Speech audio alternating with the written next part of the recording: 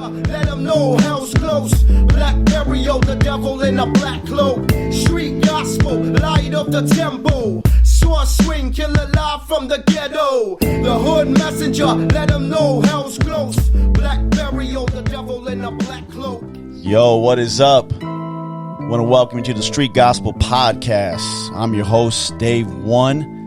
Yeah, I know what you're thinking. Who does he have today? Well, we got a lot of different people. I know a lot of people out there were tripping out. They were trying to pigeonhole the show. Right, Cam? They were trying to pigeonhole the show a little bit. They were saying, you know, who are you going to have? You're going to have some politicians. You're going to have some testimonies. You're going to have some cool people, hip-hop, whatever. I'm having it all. That's it. Me and Camo decided if we were going to do a podcast, it was just going to be good stories. So once again, today, we got a good story. I mean, I can't complain. So we're just going to get into this podcast, and I want to introduce this guy. He's been around for a minute. I think I first seen him back in the day. Him and his brother were rapping, and I said, who are these dudes, man? They were claiming Anaheim, OC, pretty big.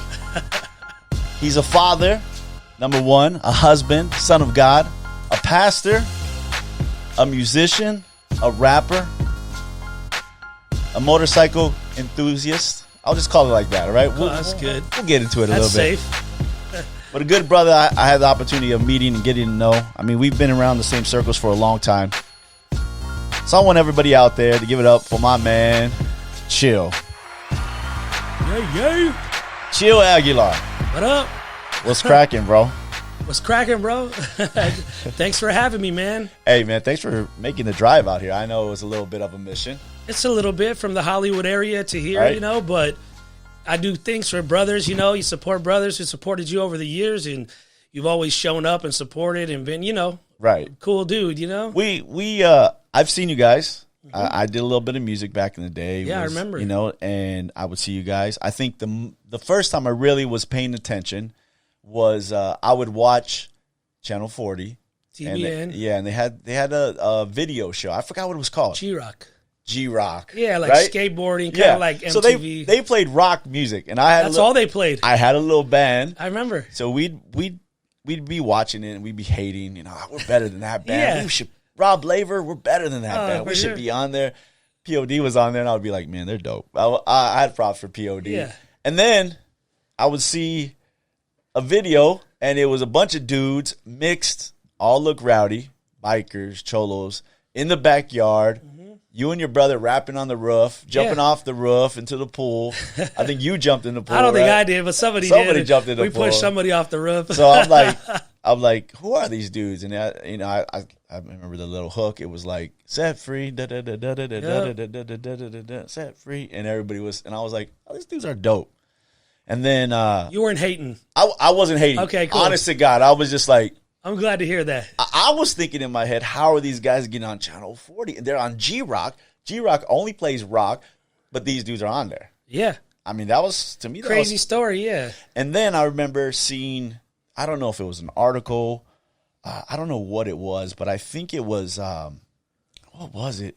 I seen that you guys, you and your brother MJ, went to Iraq and performed for the Yeah, for the like troops, Channel right? 7 or OC Register or something. And I was like, what the heck? I was like, who are these dudes? How did they get over? I would love to play for the troops. And I was like, and I remember like trying to Google it. And back then there wasn't much Google. I know. I was like, what? How did they do that? So I don't know, man. But we've been around the same circles. I appreciate you coming in. For sure. I think we reconnected at a Calvary. You went out there. Yeah, about 7 years ago, maybe. It's been a while. Yeah. It's been a while. Then you came out to our church and performed, did some worship. But enough. What's up with you, man? I first of all, you're a busy guy now. And you have a couple businesses. Something like that. Father, husband. First, yeah. And you got your church. So what's up with the businesses? You know, so I got involved with a guy, and like we just basically, it's called Melrose Recovery, and we just help people. You know, my sister started a company with them, and I kind of joined in and, kind of just brought my flavor where we're just helping people that are dealing with substance abuse. Okay. So not dual diagnosis, but these are people that have alcohol or drug dependency. And they're just struggling. Most of them are just broken and struggling, looking for help, you know what I mean? Coming from different states. So it's a private pay, not government funded or nothing like that. It's, it's straight. We have homes. And so if they come, they mean business because they got they're paying a lot of money to be Right. there, and we take care of them, babysit them, and kind of encourage them, get them back to life, and then give them the tools, which they're coming. They don't know. We don't call ourselves a Christian facility, like we're gonna just Jesus Christ and beans and rice. It ain't the old days like in the 80s and 90s, like with my dad. It's more private pay, professional. We give them medication and stuff they need to get off some of the drugs and stuff like that. Because some people, they're struggling super hard, or it's just not that easy like the old days when you tell the homie like, hey, you're shooting. They shoot heroin, you throw them in the garage. You're like, here's a bucket and throw up for the next week, deal with it, homie. Yeah. Either cold, that or cold turkey. Yeah, I always said when we were getting sober, whatever we were going through is either you get sober in the garage, throwing it up, or you go to jail. You know what I mean? Only two ways. We didn't have insurance. You know what I mean? Medi-Cal didn't, didn't pay for this type of treatment. No. So we have nice big homes, and we have people that come in and they stay for about 30 to 40. They fall in love with our team, and because we share Jesus with them, you know what I mean? So we don't. They're not supposed. You're not supposed to. Like you're supposed to keep it pretty. Don't bring religion into it or whatever that is, but we can't help. You can't stop it. So we basically bring them part of the family, make them part of the gang. Dope. They never want to go home. You That's know what I dope. mean? And they change their lives. And I've never seen so many deaths in this young generation. Right. I knew some heroin addicts over the years who overdosed and they lived. And some even, my dad, he was a heroin addict back in the 70s. He's still alive kicking, so, and he's 73. I think those days it was like a dirty thing. I think it was you had to be in the hood or you had to be tattoos and bald now head. You're probably getting kids that are just like come from great families and they just get addicted. Opie Taylors, you know what I mean? You wouldn't even think. You'd be like, I can't believe this kid's a drug addict. I mean, people, they look at me and they think I'm the guy. Even still this day, a bunch of Karens will look at me and be like, hey, he's, this guy's probably doing drugs or slanging drugs. And I'm laughing because the kid's with me, little, innocent looking white kid or, little kid from wherever is from Oklahoma. He's the one who's a hardcore dope fiend. Yeah. So a lot of them are just lonely. They're broken. They're lost. I always say that drugs and alcohol are just the symptoms.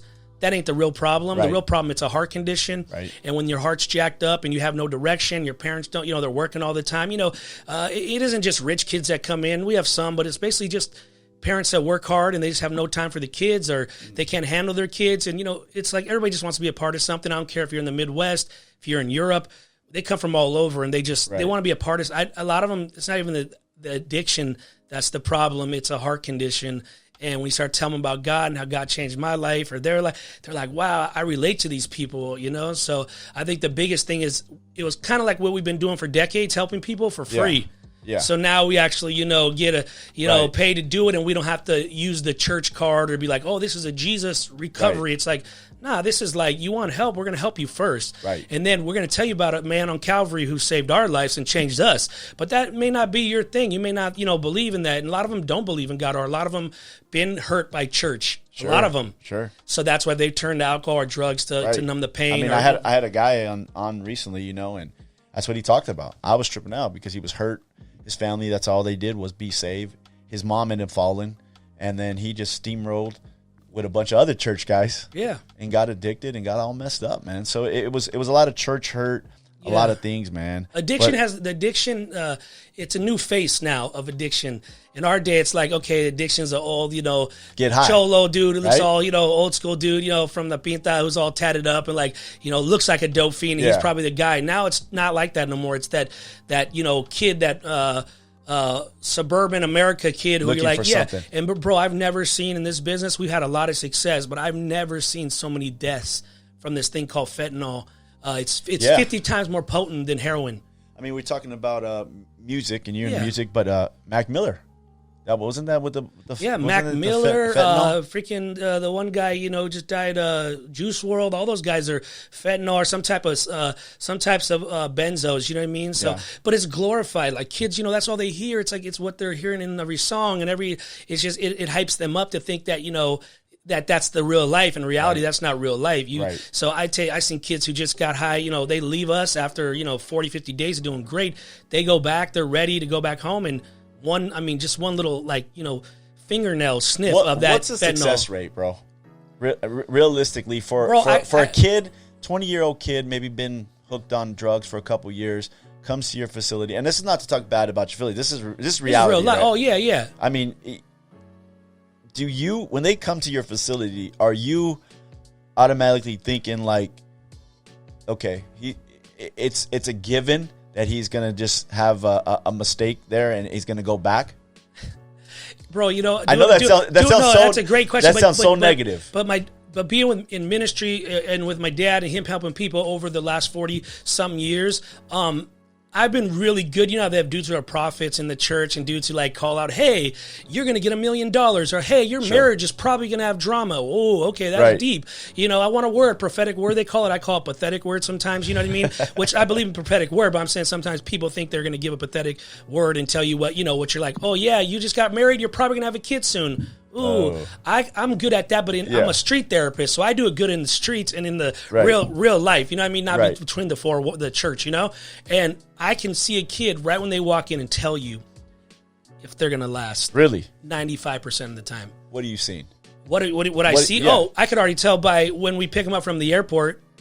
And I could tell that if they don't really want to be there, or they're mad, or they're looking for dope still, or they're they talk to our doctors. Doing it to satisfy their parents. Yeah, parents. We have, and this, remember, there's a few cases that I've been shocked. The kids that you thought were going to be the worst end up being the best. And that's like all of us. I'm one of those guys. So the biggest thing is you could always tell because we have LVNs and we have MDs who work on, and we have doctors and everybody that work at our facility, like real deal people. And so they end up talking to them, and they're asking for more meds. They're just, I could look in their eyes. I always tell people that I have great intuition. I know who I am, some discernment, and I know who they are. Right. Yeah, Christians call it discernment. I call it intuition. Like I know I'm a street guy, so I get it. Like I could tell. I could be in a room with somebody for 1 minute, and their energy already presents. Right. I already know what they feel. I already know that it's probably gonna be drama. They're usually mad at everybody. They're usually blaming everybody. They come in just very, So you showing up today, for me, says something big about me, man. Yeah, you got good energy. Yeah, you got good energy. You know what I mean? I'm the same way, bro. I gotta connect. When I first met you, I was like, this guy's for real.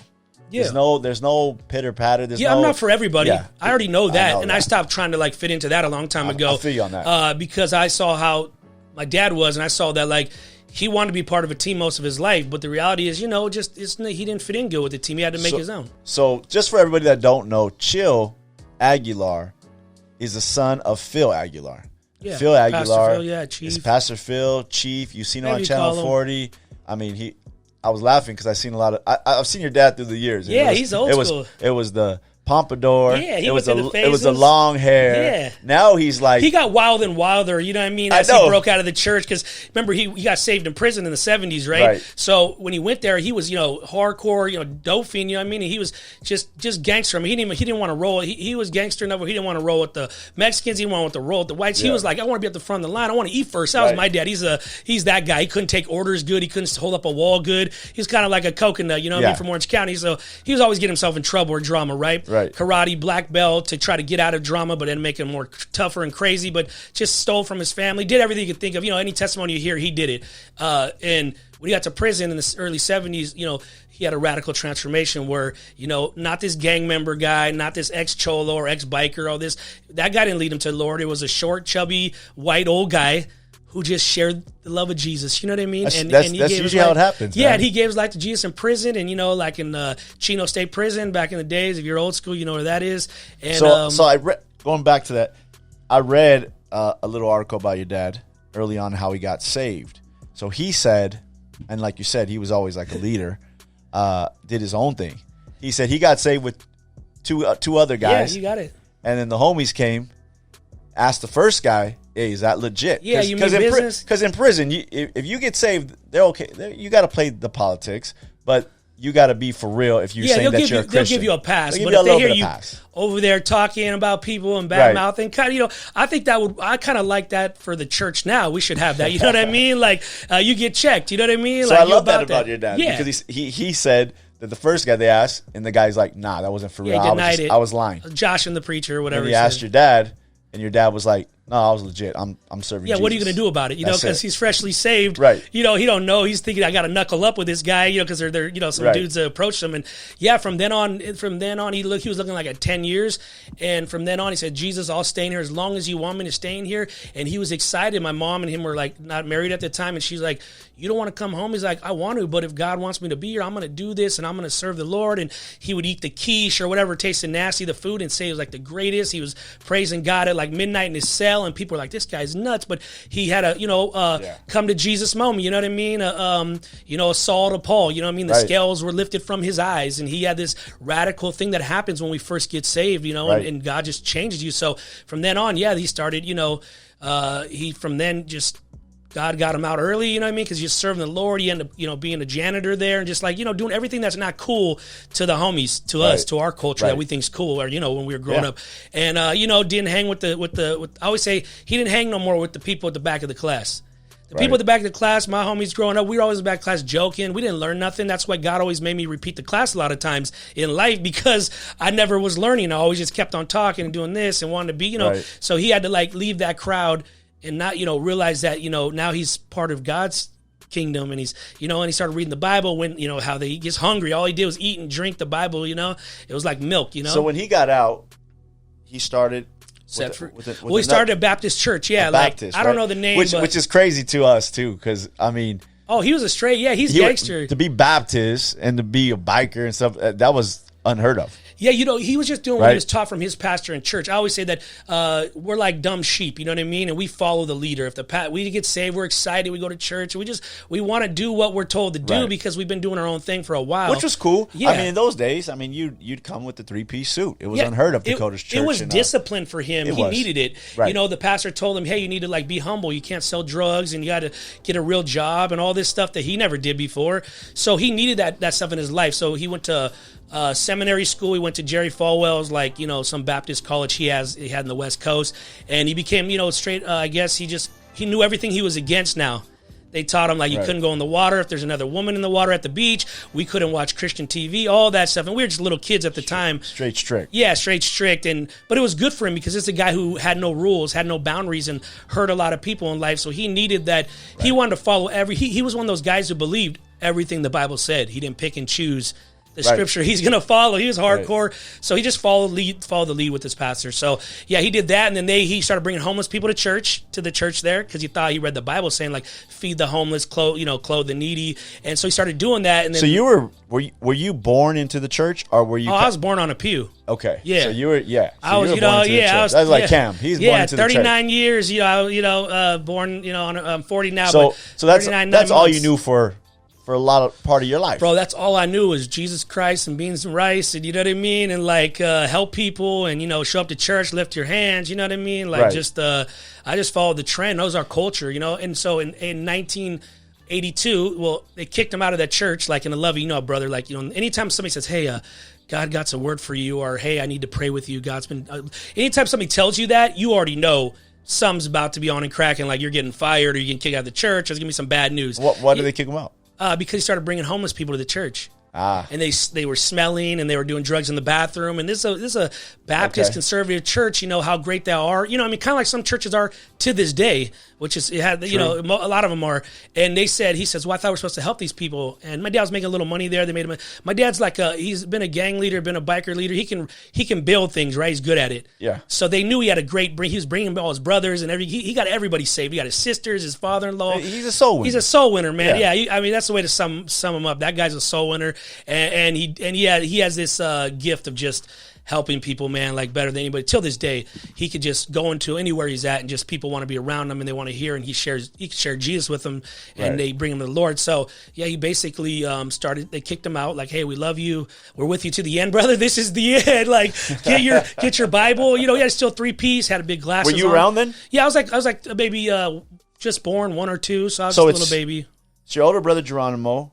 Yeah, who wasn't around. You got a sister too. Yeah, he wasn't around. Geronimo's the oldest. Then I got an older brother, MJ. MJ. And then I got and then it goes me, and then it goes my sister Trina. Right? Yeah, and then I got a little brother named Rock. Well, Hebrew, but they call him Rock, and he's the youngest. Okay, and so you haven't probably met him yet. And Geronimo was from my dad's first wife. Before he was saved. You know what I mean? So you guys were just ingrained in the church. That was it. Oh, it was every morning. Just my dad's my dad does he has that addicted personality, we call it. So he's addicted, he got addicted to the ministry. And I always tell people, yeah, back then that's all we knew. I mean, now I tell people, yeah, you could be so addicted to the ministry you forget about your family and your people. People think, well, I'm doing the Lord's work. So I think he got very addicted to it, and it was good. It kept him out of trouble and out of gangs and all that stuff and going the wrong way. And he just sometimes those type of people have to have that addiction. Right, they know that they have to stay busy. If they don't stay busy, they just get distracted, and something else might come their way. Yeah, my dad knew. He knew, like, hey, I gotta do this full. I either gotta serve the Lord full time, else I'm gonna be getting. I can't. He couldn't walk 2 lines. He couldn't. Well, he ain't Johnny Cash. He couldn't walk the line. You know what I mean? Right. So yeah, he was just threw himself in ministry one way. Yeah, right from then he took people in his home. The first guy we had in our home, I think I was like 4 years old, and my mom said that she called my dad. He was at work, and because he was still working, because Set Free was just getting off the ground. He rented like a little. Set Free, did he start it already? Did you guys already know once he got the boot out of that church? Yeah, he knew. The pastor said it's time for you to call. Do your own thing. Whenever they tell you that, hey brother, I think it's time. Because I mean, he got saved. He went to Bible college, so he knew what he was talking about. Yeah, he knew the word. He still to this day is one of the best Bible. Yeah. People like to over the years, some churchy pastors who think they're smart like to say like, oh, he doesn't teach people. I'm like, dude, that guy's one of the best teachers of the Bible you'll ever meet.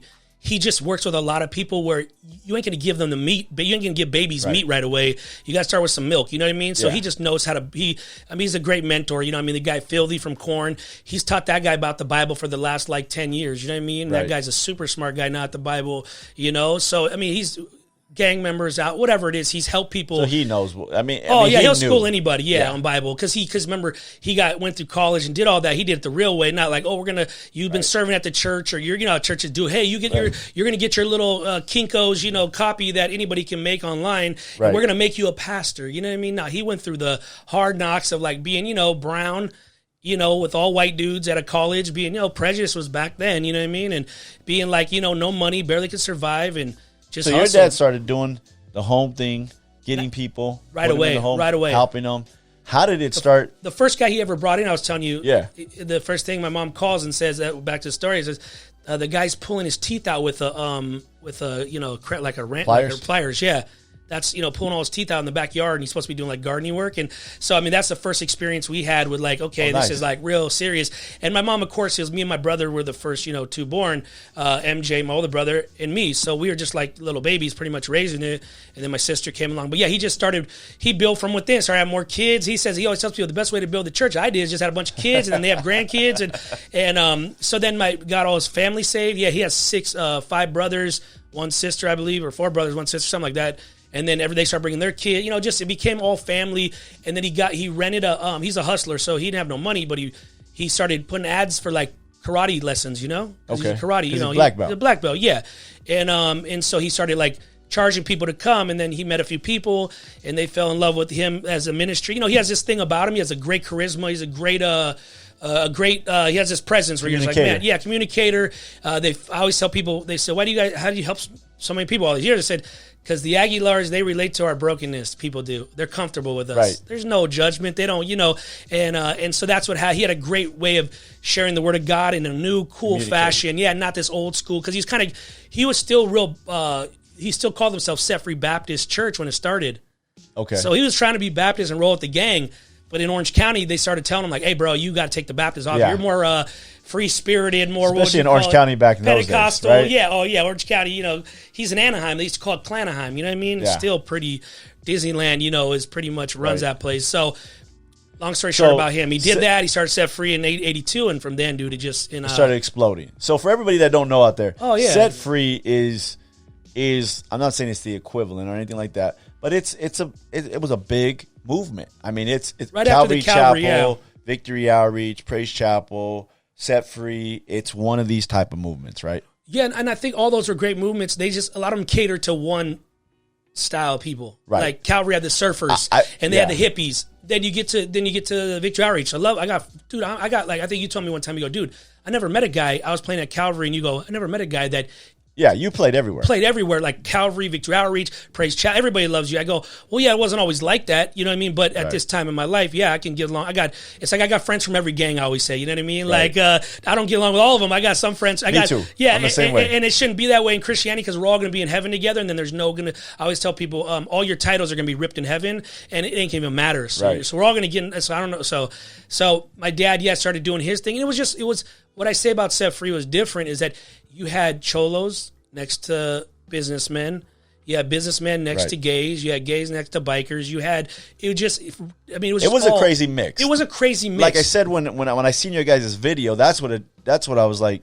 Yeah, who are these guys? Because there was 2000. bikers. It was cholos, all these different people, and I'm like, how are they getting? You got to think that video shoot was 2000, like 99, 2000. Yeah, you guys were mid-teens, right? I was like 19. Yeah, but I mean, you got to think Set Free. Since 86, so my dad's oldest son, Geronimo, he wasn't around at all. He was like, my dad left him when he was young, and, his mom was murdered, a crazy story.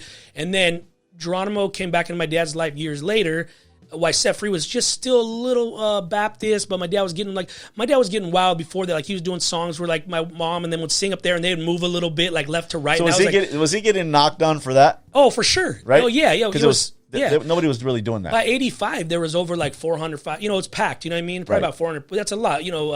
People laugh now because this guy told me, "Hey man, can you play at my church? We only have like about 400 people." And I'm like, dude, that used to be big back in the days. I mean, that's just reality and society, TV and internet has like showed you that Joel Osteen or these guys, because they have 20,000 or whatever, it makes you small. I'm like, I remember 400 was like a big, like that was a fast growing, healthy church. Solid church. I think it's a healthy church now. Yeah, it's just politics and everybody's trying to live like somebody else or being So yeah, my dad started moving a little bit. He started like having like aerobic classes at the church and karate, and they were like kind of like my dad used to tell us like, no, listen to secular music. You can't listen to this. So he still had the Baptist. Oh yeah, my dad was hardcore. Like you better marry her. If you look at her, it's better to marry. He would teach the people like it's better to marry than to burn. You know what I mean? My dad was like Old a hardcore. School. Jack Hyles, like Hammond, Indiana, was like one of his heroes. This other crazy like white dude, just a Baptist preaching like Baptist. Hey, you're wearing makeup in church, you're going to hell. You know what I mean? Like, dude, he's gangster. So people got to understand about Pastor Phil is that dude. My dad was strict, like he was about that life. If they said his Baptist crew, because he had that gang mentality, you do what your gang says. So did it change because they gave him the boot? I think something switched on him that he realized, okay, I thought all Christians like supposed to love on everybody. I thought that we're all supposed to reach out to the Bible says like everybody needs to reach out to the lost and those who are in jail and feed my people and just be a blessing. And my dad didn't realize, okay, I guess that I got to roll with my crew then. I guess I am different. And went back to his old days when he was the darkest. If you look at his pictures from junior high, he's like the darkest kid and they're all white. So he already was his whole life. He's felt when his dad left him at 12 years old and he had to raise all his brothers and be the leader. He already felt like, okay, I'm booted. My dad left me at 12, and then the church, then the homies, they left me once I changed my life, and then now I'm in the church, and then the church kind of like, I think something switched. That's a crazy dynamic to think about. That's just my breakdown. Yeah. I don't know if that's how he feels. I mean, but that's true. He wouldn't maybe say it, but because he don't complain a lot about stuff or whine about his past. But I think that's what happened. Something happened where he always felt like he just wanted to belong. And when your dad leaves you at 12, that's heavy stuff. A lot of people out there watching probably have dealt with that, or a mom or somebody they love. It breaks up the whole family dynamic. And then you become a lot like your father most of the time, they say, you know what I mean? You follow the footsteps, and that's what he did. And but he was different. He stayed around. And he stayed around his kids, which was, I'm grateful for that. You know what I mean? I think he took on the kind of like rebel, like he started taking off the tie, started wearing like the Cartier, or not Cartier, the cardigan, what do you call the sweaters? Cardigan, yeah. And he wore like the cutoff, and then he kind of like was, we were in the mall one time, and I knew he was losing his mind. I knew he was backsliding, right? Because it was about 86. I don't know when Beat It or Billie Jean, one of those songs came out, and he was saying, if you want to dip that, just beat it. And he's singing it because he was at a mall, and you can hear the music. You said the mall used to have like the music playing, and we're like, Dad, you're a sinner. Michael Jackson's a sinner. And right there, and he kind of gave up his thing and then he was sneaking off, going with my mom and a few people from the church to like the Victory tour with the Jacksons. Right. I mean, that's how old school. Like, so we're like, he's like, oh, I'm just going to do research to reach the sinners. We're going to go out there and protest, And he was there jamming in the front row. He always loved music and stuff. Because I remember you guys doing concerts in the street. Oh yeah. And not that other people weren't doing that or outreaching. But it was a little bit bigger, a little bit more. We brought the party. Yeah, we brought the party. It's funny because I was thinking about that, and yeah. I remember there used to be a big set free in Pomona. Yeah, my wife lived in Pomona. Pastor Eddie Bonales, lived in Pomona back in the day, out. right? And so she I remember coming to pick her up. We're gonna go out, right? We're just dating. So I'm like, where were you? Where were you at? You know, like, she's coming late. All jealous. She's like, oh, I was at Set Free. And I was like, you were at Set Free? And she's like, yeah, I was over there at Set Free. They had a concert. It was cool, man. There was dancing. It was tight. And I was like, what? And I was like, what are we going over there, man? You know, because I think it was like Calvary. And then, you know, Praise Chapel had a little hood in it, of course. Yeah. And then there was Victory Outreach, right? And my father-in-law goes to Victory Outreach for 20 years now. I'm not talking about them. I don't want to get killed in the streets. Yeah, right? Just kidding. And then it was Set Free, and it all different works, with all good people. I'll say this: so all great people. I remember, God, the body is like it's called the body for a reason. We may just be the pinky, toe, but you need that. You know what I mean? Without that, it's hard to walk. Because some people will talk about that church or that church, and I always tell people this: I go, look, that church is for somebody. Might not be for me, right?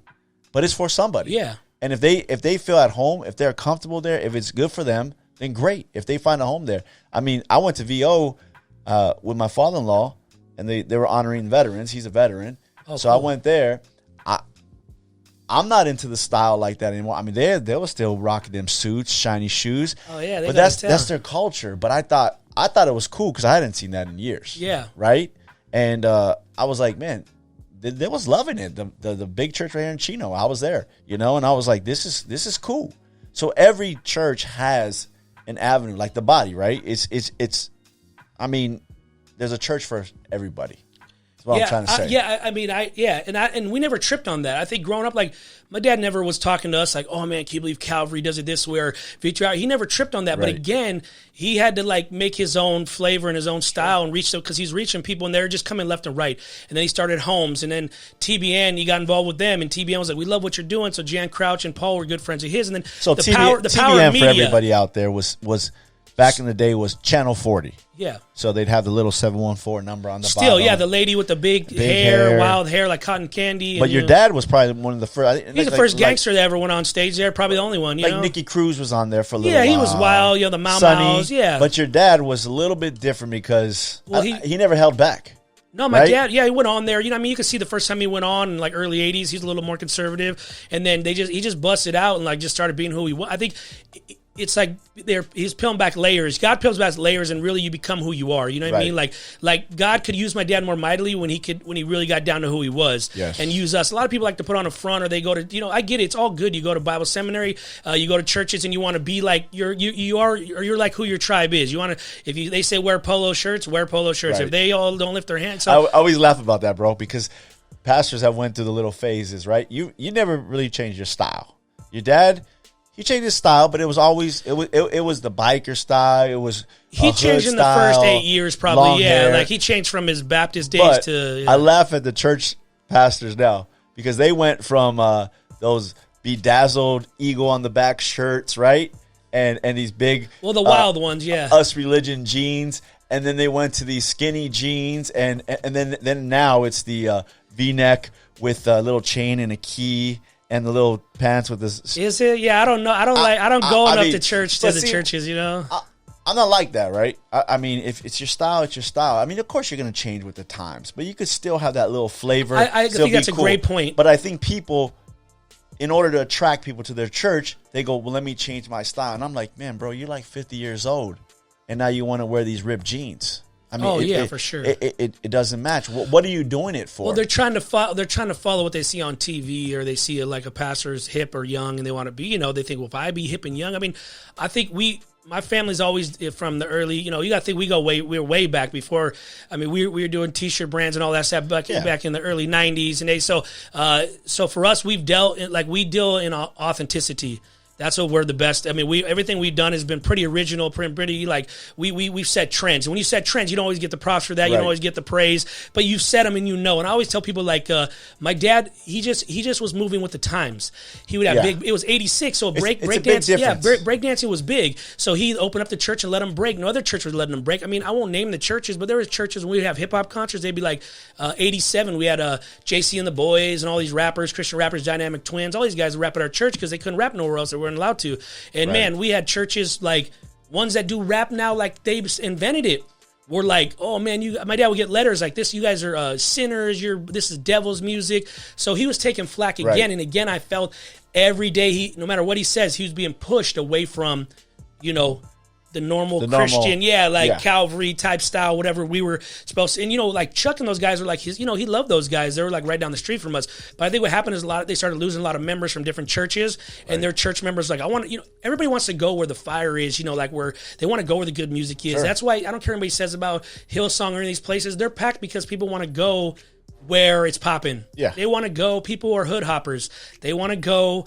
Right. It's too hard to do your own thing, right? So you want to go where it's cracking. Yeah. I get it. Everybody wants to jump on the winning team. My dad always moves to different, like, he'll go, who do you think's going to win? Who's almost to the, championships in basketball?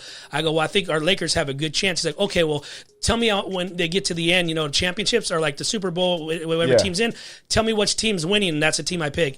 I mean, that's how normal people think in life. Right. You know what I mean? They're going to jump on the bandwagon. Right. And so he was just doing stuff, not to go much longer on the set free movement, but basically he was doing stuff that was innovative, that was never been done before in church. Right. I don't care what anybody says. I always say, we have the videos to prove it. Right. And if you ain't got the history, you ain't got the profile, I tell dudes, if you ain't, when they check you in jail and all that stuff, and they're like, hey, let me see your file, homie. The file don't lie. You know what I mean? Your file, and so nobody can knock you guys. I mean, the facts are this. In this era of the last 30 years. In Southern California. Let's say Southern California mostly. I mean, Set Free is known. Yeah. I mean, for good and bad. Yeah, for good and bad. And you got to remember, so it's a good thing. I always tell people like that, Jesus called us to reach out to the prostitutes, the pimps, the players, the hustlers, the gang members. And Jesus hanged with all of them. And I tell people all the time, but Jesus hanged with them, but they followed Jesus because he was different, not because he was like them. Right. So that's what we always got to remember. For me, my dad was going deeper into it. The church was getting bigger. He had no mentor. A lot of, Paul and Jan Crouch, they put him on TBN. And I'm telling you, we go on, when you're in millions of homes, they're still one of the biggest. I mean, Trinity Broadcasting is the biggest still. There ain't nobody bigger than them. No. And billions of dollars that place are put in that place. When those people are putting you, like you're their boy, and they're putting you on TV every few months, bro. That's the ticket. Yeah, just like now, social media and all that. You go on, you can blow up. You get YouTube, you get a funny video or a dog farting or whatever. It blows up, gets millions of views or, just dumb stuff. God was using this broken dude. Remember, it happened fast. He was like a Christian rock star. You know what I mean? Yeah. Like, and people start telling you're great. People start pumping you up. People start, and there's this thing that always wins. It's called pride. Pride is a mother. And so Pride took over, and he got massive, and it got to like 7,000 people, I think, by the end of 93, and he was traveling all over the world, and every church wanted him to start it. And in my dad's thing, it wasn't him. It was God used him, but I mean, he was just a broken vessel that was available. And I always tell people your best ability is availability. So my dad was into just showing up, and then TBN started buying him homes to use, and he had about 20, 30 homes, and he filled those places up with every creeping, crawling, hoodlum, mafia leader, gangster leader. That's why I tell guys, I was raised, 5, 6, 7 years old. My whole life till I was 18, I had my own room.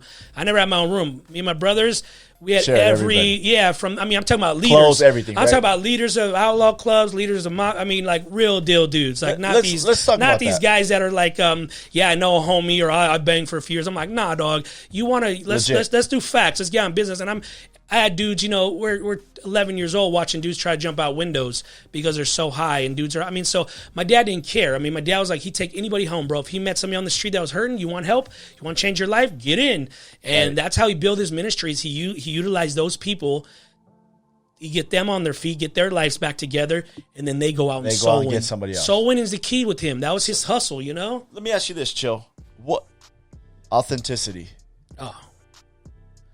I don't think people know what that is no more, dog. Okay, so I think what made your dad legit, what made the ministry legit, and we'll get into the extra stuff, the bad stuff later. But for sure, that's coming. The authenticity of the church sometimes is missed. And I think you said you're a good judge of character. You're good. I think so. You can see what's going on. I think I'm pretty good at that too. You deal with thousands of people your whole life. You better learn how to be good with people. That's your gift. That's your ministry. That is a gift in itself, right? Oh, yeah. It seems like your family has that gift. A gift and a curse. Why is it a curse? Or why is it a gift? Can I tell you? Because here's the thing. My family got so busy helping people that they didn't help themselves. My dad probably could have kept Sefri going till this day and been a massive place. We shoulda, coulda, woulda life we don't like to live, but Pops could have been that guy. Right. But he burned out. And you burn out by pride burns you out. But my thing is you end up helping so many people. And most people, I've learned, don't really care. They want it. They'll take the free food. They'll take the home. When they're hurt and they're broken, they're appreciative for that moment. But they're on to the next, thing. They're on to most people in life. Unfortunately, you meet some great people that come back and say thank you, but most don't say thank you. That's why I tell people there's a high price of being hurt doing the people ministry. Right. But you don't get to choose how God's going to use you. That's why I tell people I didn't choose this. I wasn't brought in. I didn't choose this life. It chose me, dog. You know what I mean? So Pops, we didn't choose. That's what he did. He's trying to walk away from ministry. Yeah, that's all I knew. So when you're so busy helping people, you don't realize your family's being all these years, my family, and you're bringing all these prison guys and gang, and you have to get tough real quick, and they're teaching you the streets while you're trying to learn the Bible. I mean, it's a lot of politics. You better get tough. I'm like, hey, Dad, that guy, stole my Nintendo. This guy stole my bike. He's like, oh, what'd you do? Knuckle up. Go get it back. And you're like, what? So my dad was very he didn't baby his kids to he wanted us to learn hey, you got to man up and be tough. You don't care how big that guy is, handle business. And he had that gang mentality, and that's what drawn a lot of people. And people called it a cult for a lot of years, but it's it's anytime you have a mega ministry like that, it's going to be cultish in some way, whatever that means. You're going to lead people, and you got to have rules, and you have 300 people living in your homes. You got to have overseers. You got to, So at what time did you, let's talk about you for a minute. So at what time did you realize is this the way life's supposed to be? My dad's when is it going to be us as a family? Are they just because I know you guys always had people around you forever. A whole life. Yeah. Your whole life. Probably the last, my dad still has, a church that he has and people live. He has a house full of people. Did you ever get to a point where you were I want to play baseball. I want to do something. Yeah. Well, see, here's the thing. We wanted back in the days, our church was so massive and big. In the 90s and stuff, we were 7,000 members. It was, every ministry, lowrider ministry, this ministry, baseball ministry. So we had all the Rams football players. That's when the Rams used to have their they used to be here, the Rams in 87, 88, Jack Youngblood. All these guys were coming to my dad's church, Isaiah Robinson. Everybody wants to come, they want to be part of it. So he's like, oh, you guys want to play football? We're like, yeah, Dad, we think we do. All right, I'm going to create a football team.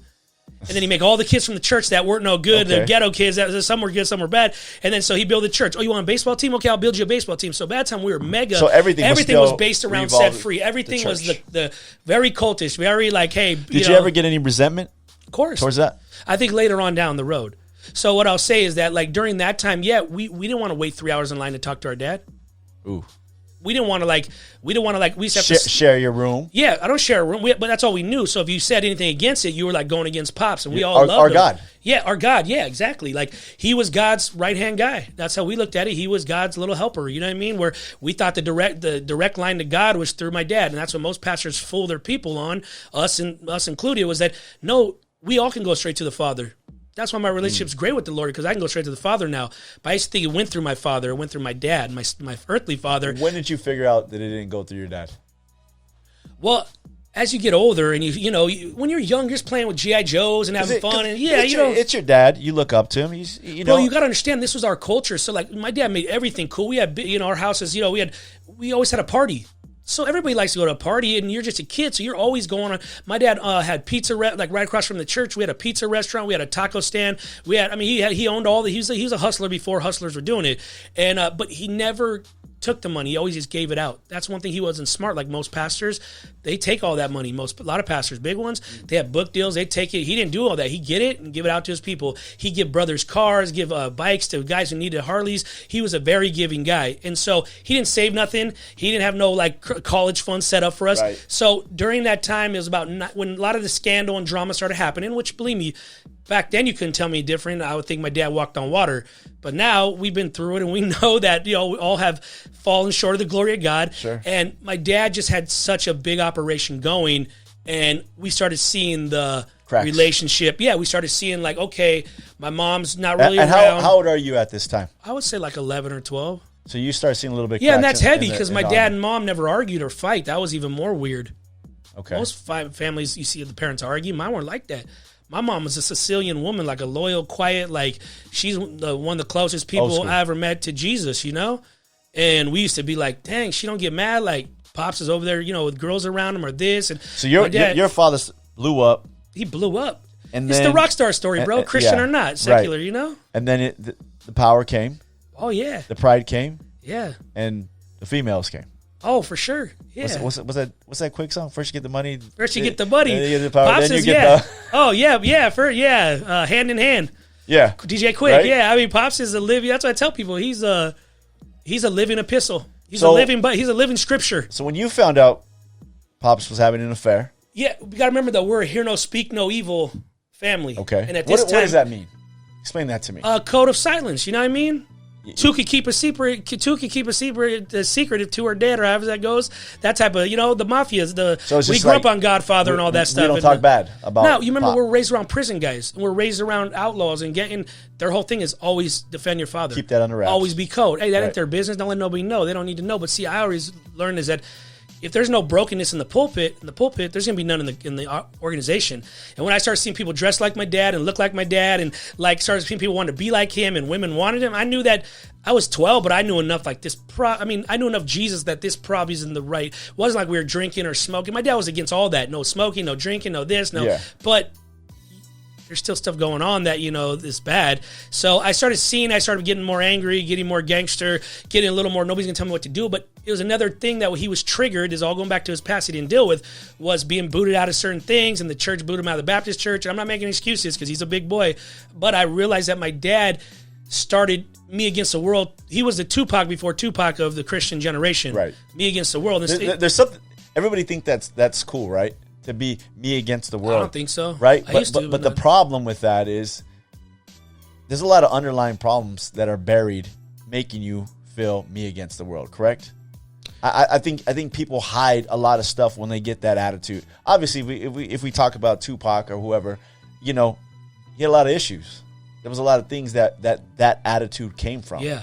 And one thing you can't just say F the world and flip everybody off and spit on everybody. Yeah, I think my pops got enough. He felt like he got kicked in the spiritual, huevos. Yeah. Pardon my French, a few many times. Right. And he's like, oh, it ain't going to happen again, dog. Like, I'm the guy. Like, I built this, right? And then you start seeing, like, his brothers and people who helped build the church, too.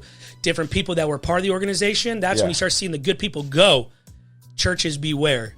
I started seeing people who were like, they were my aunts and uncles, but they raised me because my dad wasn't around much. You know what I mean? And they were gone. Like, hey, we love you, Chill. Or back then it was, we gotta go. They were just like, hey, we love you. We got to go. And then different uncles of mine had left and started churches down the street. I mean, it started becoming work.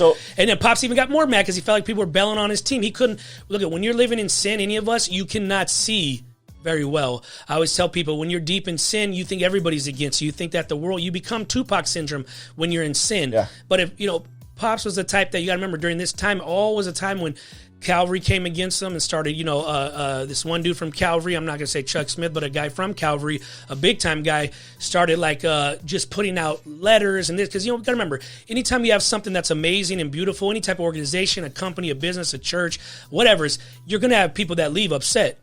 Somebody's going to get their feelings hurt. And by that time, my dad hurt a lot of feelings because he just was gangster. He probably was very prideful and said things that probably weren't Jesus-like and offended people. So with great success comes great, backlash and failure. People are going to leave, and people who started the church may feel like, hey man, this guy's changed and he's not the same Pastor Phil I knew. And then from that, and to me, people, was there stuff going on that you got to remember? He has over 300 people in the homes. People are probably sleeping with each other. There's probably people burning each other. There's probably drugs. No matter how good you run it, it's a hard thing to manage. It's a balance. Yeah, and he managed everything. He didn't really have a side pastor that he really considered his guy. He never had nobody to go to. So then he has 7,000 members he's trying to manage, you know what I mean? And he's trying to take it on. And he would look out there every day and he told me stories, because I asked him all these stuff now, years later. We couldn't talk about it back then. And he would tell me, like, I would just look out the door and be like, he'd tell his secretary, like, are people still showing up? I mean, people would show up to church 5 hours early. Now people show up to church, 3 hours late. You know what I mean? Honestly, they don't want to hear the worship. People, it was like a rock show. You had the rock band, you had dudes flipping, head spinning. I mean, it was a great circus, I always say. Right. And God will use the dumb things of this world to confound people, to get people saved, found the wise. So my dad used all that as bait. You know what I mean? He had great bait. My brother came in, like I told you, Geronimo came back in our lives about 86, 87, somewhere around there. We were listening to Carmen, DC Talk, Stephen Wiley, as we talked about earlier. Yeah. So that's all we knew. We thought that was like, wow, that's fire, DC Talk, And then he brings NWA, and he brings Beastie Boys, and he brings Prince, and we're like, wow, there's Christian music sucks. Right. And then so my dad started getting those songs saved. Let's talk a little bit about that. So Christian music? Yeah. So well, I mean, I'm just a music guy, so going back to those days, my dad's not a musician or nothing, but he knew good music. So once again, the influence from the church. Oh yeah. Right? You're learning this stuff, the street code, all this stuff from dudes in the church. Could be good, could be bad. A lot of bad, right? but a lot of good. And then you learn music in the church, which a lot of people do. A lot of people do learn music in the church, right? Yeah, we started rapping because my brother rapped, and we were like 8 or 9 years old. I think we did our first rap was Young MC, Bust a Move, or something like that. If that song, if you want it, you got it, So that was our first, experience with hip hop. And we wanted, my brother rapped, and my older brother and me and my brother MJ started, but then we started realizing like he would do MC Hammer, right, and change the words, and people went nuts over that. You can't touch this. He called it, you can't judge this. Are you down with OPP? You down with GOD? And was there maybe people in the world doing it? Maybe, but all I knew was what you got, what we do, and all I knew is we were going to a lot of churches, and they weren't doing no hip hop, and they were tripping out when dudes were flipping off stages and head spinning, like going nuts. But that bait brought so many to the Lord. Yeah, we've seen thousands, hundreds of thousands saved from that. I mean, we're talking like late '80s, right? Yeah. By 87, 88, nobody was really doing that. Nobody. I remember going like maybe to a concert in like '90. Bro, if you could show me video, at New Harvest, and it was like Christian MCs and Soldiers for Christ. If you could show me video of people from '86 doing hip hop or breakdancing in church, I haven't seen any. But I tried to rap like in '90, maybe '91. Yeah, and that, I mean, almost. Pops was just open to it. You know what I mean? The guys from Sublime, they recorded their first record. They were in our detox. If you watch their history, Bud Gaw, they were the drummer. They were in our rehab in 90, 91, and they did their first, Brad and them did their first demo at our church. My dad had a recording studio there. My dad was just way ahead of his time. So, innovator. So I saw a lot back going on. Yeah. Calvary Chapel jumped in, and they had a guy that was not all Calvaries, but just this one or a few. Started jumping in. They started writing letters. They started putting my dad all over the media. So about 92 to 94, it was just back then the TMZ version, like would be called Current Affair. Yeah, oh yeah. And my dad started coming out on there, and they're filming us walking to like leaving dinner, and we're walking to the van, and they're hey, are you really having sex with people? Is this going on? Is this going on? You got to remember, my dad had a son who was he's 10 years older than me. So at that time he was girls liked him, and he was having his own drama, and he had an affair on his wife, and all this crazy stuff was going down. So my dad, anything that happened bad there, my dad was getting the blame, and my dad had his own drama going on too. So what do you looking back now as a grown man? I know you're a kid then. What do you attribute the ultimate fall? Pride. Just pride. Pride comes before fall. You just get all this glory, and you just get built up, and you just get the success. If you don't you're on TV. If you don't got good people around you. If you just got yes men around you and people just tell you what you want to hear, you're going to just do what you want. Because I think that's important, because a lot of the pride, the accountability, there is a lot of yes men. Look at accountability, David. Accountability comes with vulnerability. Sure. And my dad wasn't very vulnerable, and I haven't been very vulnerable in my life at times. So I get it. It's very difficult. So people talk. That's a good point, because people talk about accountability. But in order to be accountable to somebody, you got to be vulnerable. Yeah, you got to be open up. If I'm not opening up to you and telling you what's going on, truly what's going on in my life, my heart, my mind, that's not accountability. Yeah, and I think my dad, he had no accountability, and then nobody could tell him what to do, because my dad ran it like a gang. He was the leader. You didn't like it, get out. So tons of people got booted out that were good people, but you didn't go against Pastor Phil. You didn't go against his crew. And with that, I saw that, and good people were leaving again. Anytime I see good people leaving that were really his friends, I knew, my dad's the type, he likes to help the people that are real jacked up, and he doesn't necessarily want to be around the people who may be a little bit more, make him rise to his standards. This is back in the days. Yeah. It's easy to hang around lowlifes, because they're not really going places. They're not really doing. So he's probably the not guy. going to tell you anything. Yeah, they're not going to, and they don't want to judge him because they're still dealing with their addictions and they're still getting. And they need help. He always, again, at that time, there wasn't like there was many pastors reaching out to be like, hey, bro, like cool pastors that can relate to him and be like, let me talk to you. Because it was taboo to talk. Well, to connect with. Here's the thing. Yeah, Phil. Yeah, here's the thing. Pops is gangster, so you get him in a room back then. He's like, I always say, he's the Dennis Rodman of Christianity. You get him in the room, you know what I mean, dog? You better be ready because, like, this is back in the days, you call him out about his faults, he's going to call you out about yours. Right. So you better be ready. Like, you know, he's that guy. And so a lot of dudes are afraid to meet with them. And then I always say when there's no communication no more, drama, war happens, stuff. So churches were going at him. They started spreading lies and rumors. He had all these dates to go like preach at places. They started counseling on him. And the news hit, once the media kind of hits and they start, you know, they paint out the picture of who he is. And, you know, he just kind of became more rebellious and kind of just, you know, and I just remember. That's when you start getting more of the Tupac attitude. Yeah, more right? tattoos, the more you get, the more people come against you, the more you rebel. Especially if you're not right. Yeah, exactly. When Jesus stops being the main thing, when the main thing stops being the main thing, which is Jesus, and it's all about Pastor Phil, right?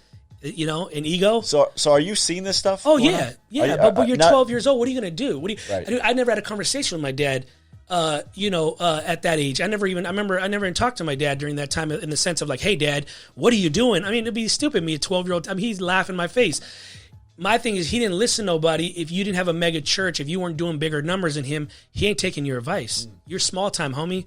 Right? And, you know, you got to think even the police chief and everybody of Anaheim were like, what if these 7,000 people turn on us one day? What if you tell them all, hey, the police are terrible in Anaheim? You know, it's a lot of fear when you have the head of the gangs and everybody. And, you know, he's having gang meetings there, with the head of the Mexican mafia there, and he's doing his thing and, you know, talking over 1,000 gang members from Orange County. You know what I mean? That's powerful stuff. You know what I mean? And they're doing it at your church. And then, you know, so it's just, my dad's he's definitely one of a kind guy. Right. And I think that with that, I started seeing that and I loved him even more. I wasn't mad at him. I was hurt. I mean, it was weird. It was like, it became like I was a loyal kid. So I was like, okay, maybe he isn't this guy they're saying he is. Maybe, which back then, if he would have said like, hey. You're looking at your dad like now he's an ultra hero. Oh, he's like Superman. Yeah, right? He's like against the media. He's against Calvary Chapel. He's against churches. And they're just haters because they don't have the same, you know. That's just a kid mentality, right? Yeah, I mean, you get your 12-year-old son. He's going to roll with his dad. Most of them, I don't care if dad's a drunk or alcoholic or user. You know what I mean? I see young kids there. They worship their dads. One thing my dad didn't, he didn't leave us. So my mom at that time, she's just quiet, you know. And my older brother, the church, my dad basically told 7,000 members at a like outdoor. Because what happens, the city, like that's why I laugh when people are like, oh, the city's shutting us down now because of the corona. And this, I'm like, bro, go back to my dad like 1992 and 93. I mean, they painted the curbs so we couldn't park in front of the church. I mean, there were so many people. They painted them red so you get tickets and get towed. My dad they took him to jail and he had probation for too many people. You know what I mean? And then so he built another church and had too many people at the first service. I mean, it was just getting way, and any smart guy would have came along like, hey, bro, let me help you. I'm a business guy. Let me put this. My dad wasn't a business guy. He just did his thing. He just, all his money he got, just put back in the church, gave to everybody. People needed a new car, a new home. He'd do it instead of being a business guy, and he could have probably put that in. You know, people want to start Set Free. He's like, oh, yeah, go start a Set Free. I bless you. He didn't make him go through courses or this or come to his church. Just building. Dude, he just built. So let me ask you this. Hundreds man. of churches were built. Let's switch gears. Let's fast forward a little bit to your dad gives up the church in 90. I want to say like 90, end of 93, 94. I'm not 94. Yeah. What happens to your life? All hell broke loose. Okay. I call it the manure. How old are you? The manure tour. 13. 13? Yeah, the manure tour. So what happened first, you know, like when everything good, when the money goes away. And because I can imagine the church just dwindled, right? Well, you got to remember there's 7,000 people, all these hundreds of different type of ministries. There's Set Free started all over, from here to Australia, all over the world. But what happened was is basically he told everybody, hey, F you, I'm gone. Like, do what you want. I mean, he told everybody, there's a video, you can see me, he's like, I love you all, but I'm burned out. And he was having an affair at the time. So, I mean, he's like, you know, Pops knew he was in sin. My other brother left his wife for a new girl. And from then it was just on and cracking. The media was crazy, Calvary. I mean, it was a lot. It was a lot. It must have been a lot because I see that as like just we'd be here for days talking about the rise and the fall. So what happened is he told everybody, ya estuvo, I'm gone. Remember, my dad didn't have no board. What happens to you? Well, I mean, dude, I become angry. Okay. I become at your dad or church or I think I was or God? angry at him, but I couldn't be angry at him because that ain't the way it rolls. You roll with the OG. Okay. Because remember, all these prison guys has taught us as little kids, you roll with pops, whatever, you have his back. And so remember, I was angry that Christians, because still I still believe this, that there wasn't more men of God leaders that came and picked that guy up and said, hey, smack him around, say, hey, Phil, we're gonna give you some help. You know what I mean? Like, we love you. We're gonna be here. It was another him being like his dad leaving him at 12. It was another thing of him being kicked out of the Baptist church, to go tell him go sorry. He again felt like the Christian people. So you're angry. I'm angry. Pops puts on the back of his car now, Jesus, protect me from your followers, a bumper sticker. We moved to we did a lot of ministry up north, like Visalia. They loved us out there. We were like the Beatles when we go to town. Thousands would come. We pack out stadiums when we do music and do our thing there. My dad would preach.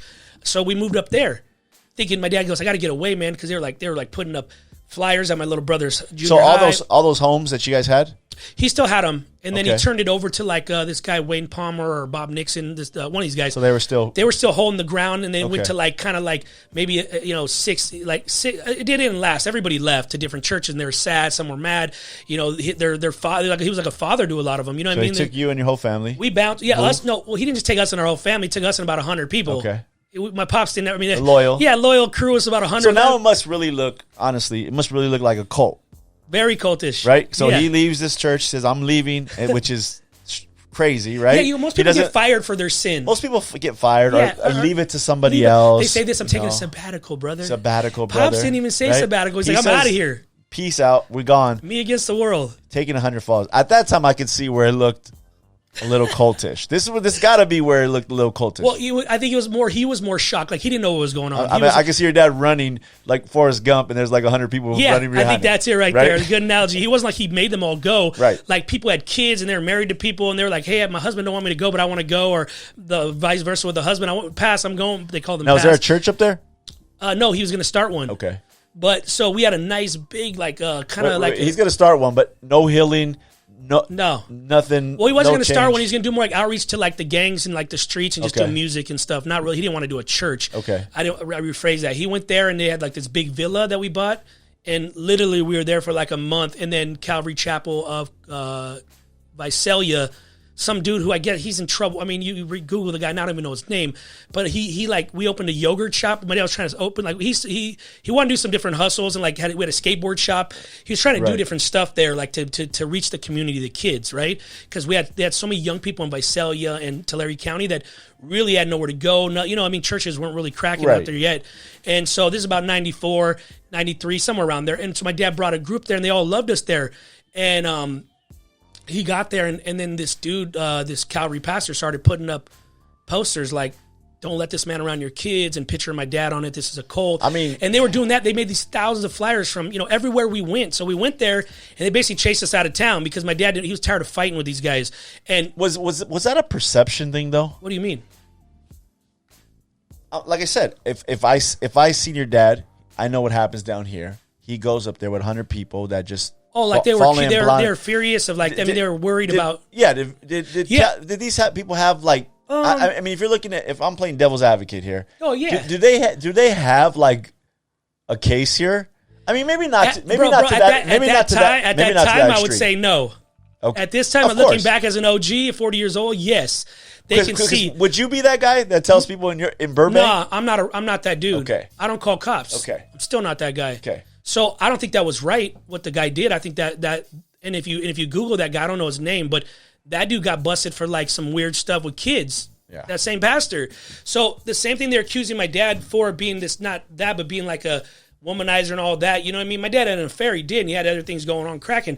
But at the end of the day, the dude really wanted to help people. So I don't think, like, what good is it to put up flyers that my little brother was like, 6 or 7 at the time, or 8, and they're putting up flyers at his junior high. That'd be like Cam, going to high school, when he went to high school, and somebody putting up flyers with a big picture of your face and your wife saying this is a cult. I mean, I don't think that's the right way. Unless I killed his mother, that's the only reason why he'd be pissed at me. Yeah. But other than that, he'd have my back. Yeah, well, yeah, and that's my thing is like, what is a cult? Like, we're cultish because we all like to dress cool, because we ride Harleys together, because we're loyal? Yeah, I mean, I think the church never seen nothing really like that.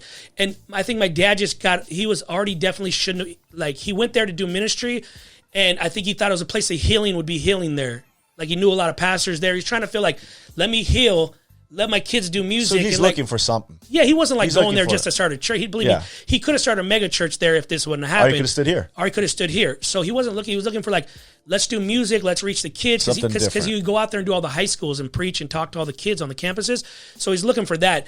And then within a month, they just put they every church in town was just like keeping their kids away from us. It was just weird. Our friends we met there weren't allowed to play with us. Just weird, because churches do have influence. And then, it's a whiter town out there too, some of the areas. So Right. where we were at, they'd put posters on our businesses. Nobody would come to our business. It was just like, dude. Chill, so let me ask you this, man. That's a lot to be in the church. And a lot of kids nowadays are church hurt for whatever reasons. I know you grew up in the church. I grew up in the church. A lot of them. There's kids, their parents still go to church, and we haven't seen them in years, Yeah. And I understand that 100%. Speak to the church hurt. Man. I mean, is every hurt's legit, right? I mean, I've known guys that got the boot out of a ministry for stupid stuff and never came back to church. And I know they won't admit it, but they're church hurt. You seem like the whole church came against your family. That's what it felt like. Your dad. Nobody gave him a hand. Yeah, I don't want to sound like a sad story or victim, because we're not victims. No, but I'm not putting it in a victim. But what I'm saying is this: I'm saying this. You had every opportunity to become a victim and to be church hurt, and I'm not putting. And I did. I did. Okay. By that time, I was done with church. By the time the way I saw my dad treated, I was 13 years old, and I remember saying to myself one time, I was super short, stubby. I couldn't fight. I couldn't fight. Is this the Fool's Gone Bad video? Fool's Gone Wild. No, that was 95, Okay. 96. That was a few years later. We'll talk about I was that. short for a long time, but I remember saying, like, because I used to watch people that my dad that were supposed to have his back, like tough guys and dudes that were like, in the ministry with them, biker guys. When it started going down, most of them disappeared. So I couldn't understand that as a kid, because I was trained on this loyalty thing, you know what I mean? And Sure. I watched guys in our program still stay loyal. New Christians that were like out of prison, they stayed loyal to him. So I didn't understand that guys who've been saved 20 years, 25 years, Right. You're bailing on this guy? Yeah, I can understand my dad had his problems or his issues. Why don't you jump in and like help him? Why don't you go? I wasn't a man. I couldn't go talk to him like a man. I was a kid. So me and my brothers were all just trying what to... a unique thing, right? You had the loyalty from the street, and these guys teaching you this from when you were a baby. Yeah, same thing. And then you had the loyalty of God in the church, and you're like, and nobody's helping your dad. Yeah, and I don't want to say nobody's helping him. People did reach out. It was just maybe he for sure wasn't ready.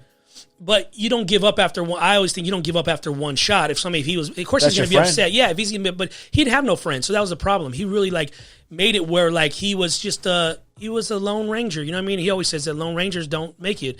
So I started getting more upset and angry, becoming like, man, and I couldn't do something, which made it worse. I was a little guy, and I started saying, man, when I get old enough and I get big, I ain't gonna never let nobody talk about my dad. It's crazy. And from then on, bro, that was about 13, 14. It was on and cracking. I wasn't upset at God. Really, you know, people get. I was people like Christians. You suck. You're weird. You're weirdos. Like I don't think understand most this. kids that are church hurt are not upset at God. They know who God is. They've experienced God. They're upset with the church and the people within the church. Yeah, and God represents like what their parents represent. So that's what they think. That's why if you hear them say, I'm mad at God, it's because your representation of God is through your parents. Some judgmental or some pastor who's a jerk who just talks, puts people down and talks if you're pregnant before marriage, you're a sinner, all that. So I think from then on, I was like, I don't care no more. We don't care. And my whole family from then, we kept on moving around different cities. We went to, I think, Lake Elsinore, and then Calvary Chapel was there messing with us there. It just became wherever we moved to, they would say, don't let this guy in your town, right? So finally, my dad ended up in Venice Beach. I want to say like around 94, end of 94, somewhere around there. I don't know the dates all. But from then, we started rapping on them. We had no money. We saw the 100 people fall off. They all started losing. We lost people more and more. As everywhere we moved, we lost 10, 20 people. My brother Geronimo left in the middle of the night, bounced on us without saying goodbye, Wow. There was no more money left. So it's you and MJ. Me, MJ, Trina, my sister. She sings, right? No. She don't do nothing? No, she does a lot, but she's not. She fixes cars. Sorry, Trina. She helps people. No, she's the if you want to know a girl version of my dad, it's her. Oh, really? Yes. That's a trip. And that's scary, but she's gangster. She's the best. So you guys go from 7,000 members, rolling. White Christmases, rolling. 10 cars out front, bikes. The Rams rolling over from Anaheim Stadium. The Rams, over there, Lakers, we had everybody. Everything. everything that everybody on Venice Beach rapping right now would love to have, and you did it opposite. Yeah, now we're at Venice Beach. Rapping. My dad's hanging around with an outlaw group from there, a black and white group, some great friends of ours. He's hanging out with them, rolling with them now. Attitude, bad attitude. He has, like I said, we're living in Venice. We moved to Venice to where they had the biggest war in 94 between the Shoreline Crips and the Venice 13. So we move into this neighborhood apartments. There's 20 of us living in an apartment. We're getting shot at. Once again, an eccentric area that you guys find. Yeah, from Orange County. Perfect, though. Perfect. My dad loves it. You got the why can't I think of their name? Suicidal? The suicidal tendency guys, right? Cholos that play punk rock music. Great place for my dad. Yeah, everything's he always mixed. all hippies. My dad's been a hippie. He loves Haight-Ashbury. He's a hippie child, wild child. So my dad loved it, and my dad felt like I can fit in here, and nobody will know my past. That's what I'm saying. Perfect. Nobody is perfect. We're in the apartments. We're fighting every day. Like we have to. It's sad because black and brown were killing each other, killing parents, kids. It matters. So we'd have to ride our bicycles real fast to the beach, which is about 5 minutes away. And we were wondering like, why is it so cheap to live by the beach? That was why. So from that time on, we ended up going to, my dad's like, hey, we ain't got no money. My dad started the 25 people, 30 that were left. He had them on selling incense, on the beach. Wow. Incense, my sister was out there. My mom was hustling, doing like selling furniture on the beach, like that you can rent out a place. Yeah. And then me and my brother rapped. My dad's like, you guys want to be rappers? MJ was like, he wanted to be a rapper. I didn't really care to be a rapper. And so MJ was really good. At that time, he was like, and he put us on the beach, said, hey, you want money? We go, hey, Dad, we want to buy this. I remember we had nice Christmases. Because you got to remember, first years of ministry, when back in the days, in the 80s, we had nothing. We were poor. And then we went through about 10 years of just, like anything you wanted. Yeah. Right. People used to say, oh, you had manservants. I'm like, little guys that live in our program. They did anything for us. They carried, took care of us. They fed us. They, so just like pastors have now, they have, they have Armor fancier bearers. names. Well, they have, or the big pastors have maids or this, Right. That's why even to go back to my dad, like, he had security around them and they're bikers. What's a big deal? Most pastors, they have guys around them carrying guns. Joel Osteen has like high paid security. What was the difference? Yeah. It's just how we looked. Right. I realized that God looks at the heart still, and man looks at the outward appearance. No matter what, it's never going to change. It's never going to change. And then you add in your own sin to that, and it gives them more reason. So get to Venice Beach, 94. My dad's angry. I've never seen my dad so gangster, like where he's just like, see, my dad, I always tell people he could wake up on either side of the bed each morning, like all of us. He could wake up one morning as, Pastor Phil, the soul winner, or he could wake up on the devil's side and Pastor Phil, the mafioso gangster. I mean, he's a pretty gangster dude, and he has a lot of friends. A lot of people they love my dad. A lot of OGs in the neighborhoods and prisons and stuff. So because he's helped their lives or their kids or their moms give them groceries, they never forget that stuff in the streets. Christians may forget about it, but dudes in the streets, they don't forget when you do something good for them. That's part of the code of honor. Let me ask you this: did you ever see your dad down and out? He seemed like a resilient guy. Oh, he was depressed. He won't tell. He wouldn't even want to be around us because he knew he was like ashamed, and upset. So he started riding around with some of the brothers and kind of hanging out at bars. Not even his thing. And he realized he was at a bar and he was like using the bathroom, and some dude like peeked their head over and go, "Hey, Pastor Phil, can you pray for me? Is that you?" And he's like, oh, like he was so mad because God, here's the thing, you can run from God, but you can't outrun God. You know what I mean? He'll find you.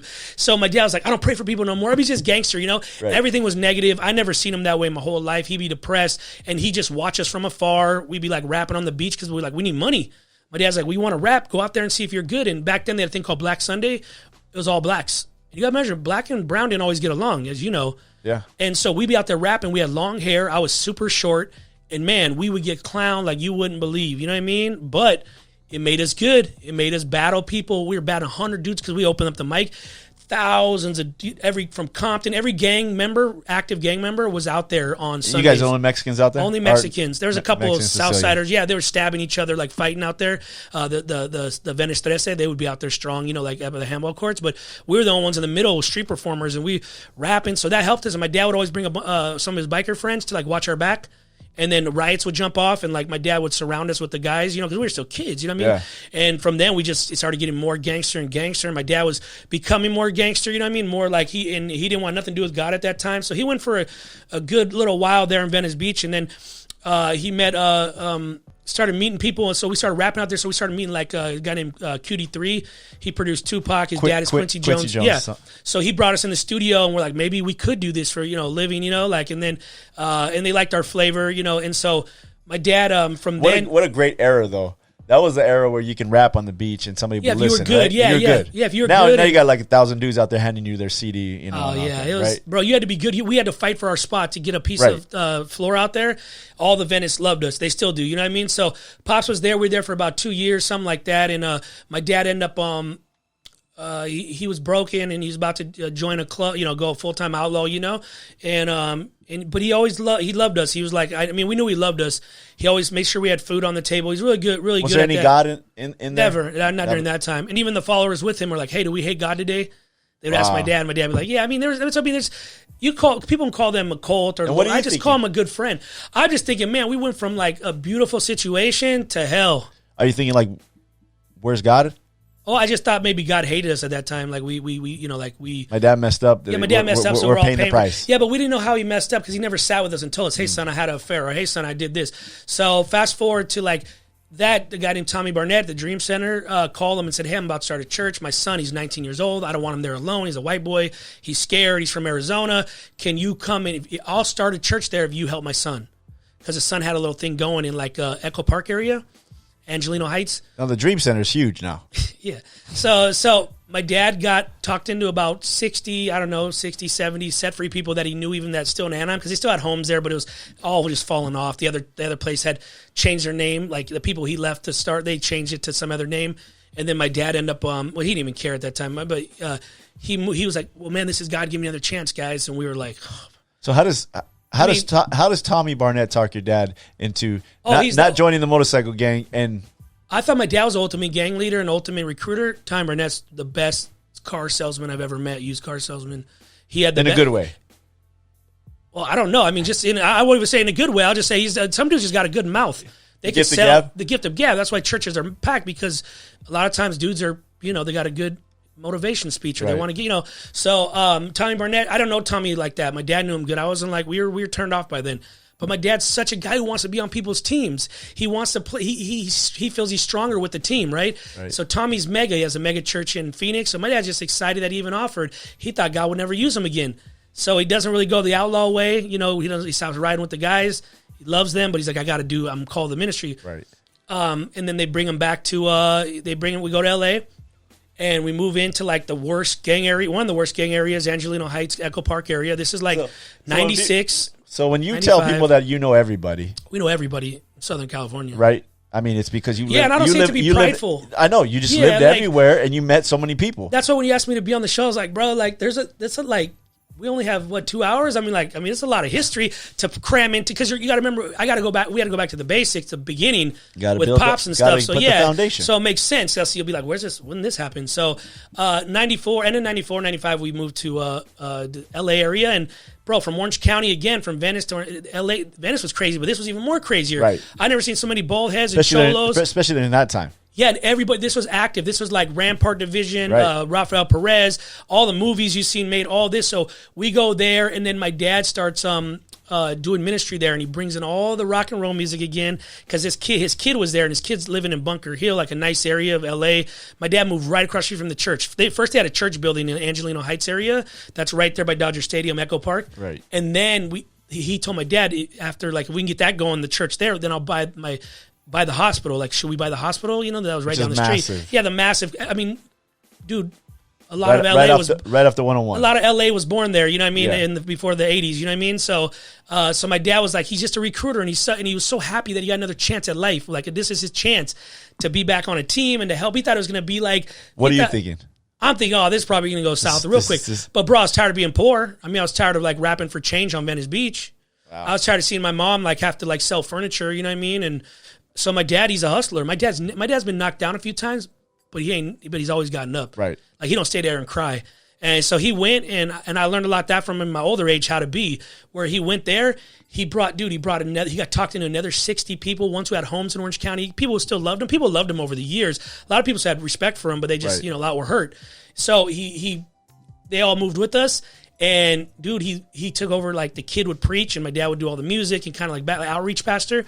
And it went from 20 people to now his son and my dad doing church together is over a few hundred people. And then they grew out of that place, and my dad's just doing that. My dad, they had like a church with like kind of like a cement area. My dad built basketball courts. He built handball stuff there. He put weights there. And then I don't think a lot of people know about the Dream Center and your dad. Oh, no, they rewrite them out of the history book. Right. Yeah. But I mean, videos don't lie. Go on YouTube. Yeah. If you're watching, go on YouTube. I mean, that's what I always tell people. I don't have to talk. Just go. If you want to get into it, see the and remember, one day they'll talk about it. You know, you got to remember, the guy Tommy and his son have to take the credit. I mean, imagine putting Brown, you know, pretty much almost a black, you know, dark guy like my dad, giving him the credit. Wild man, Dennis Rodman. They don't give Dennis Rodman much love, but Jordan does. The leader, the real guys who know, they'll say, hey, Jordan was the greatest rebounder that ever, Rodman was the greatest rebounder. He didn't get along with everybody. He was wild hair, wild tattoos. He went against the grain, but you needed him to win championships. Right. So that's the same in church world. They needed my dad. They need my family to deal with the dirty people, right? They need us. We're the guys. If anybody needs us to help the sick and lost, like people always call us when they need security. Some sort of connection. Yeah, they need us when, like, you know, some of their kids being threatened by a gang or something. But they never call us just to be like, hey, bro, come to our house and, like, you know, have a barbecue. Let me give you some money for what you've done for it. No, it ain't that. It wasn't ever that deal.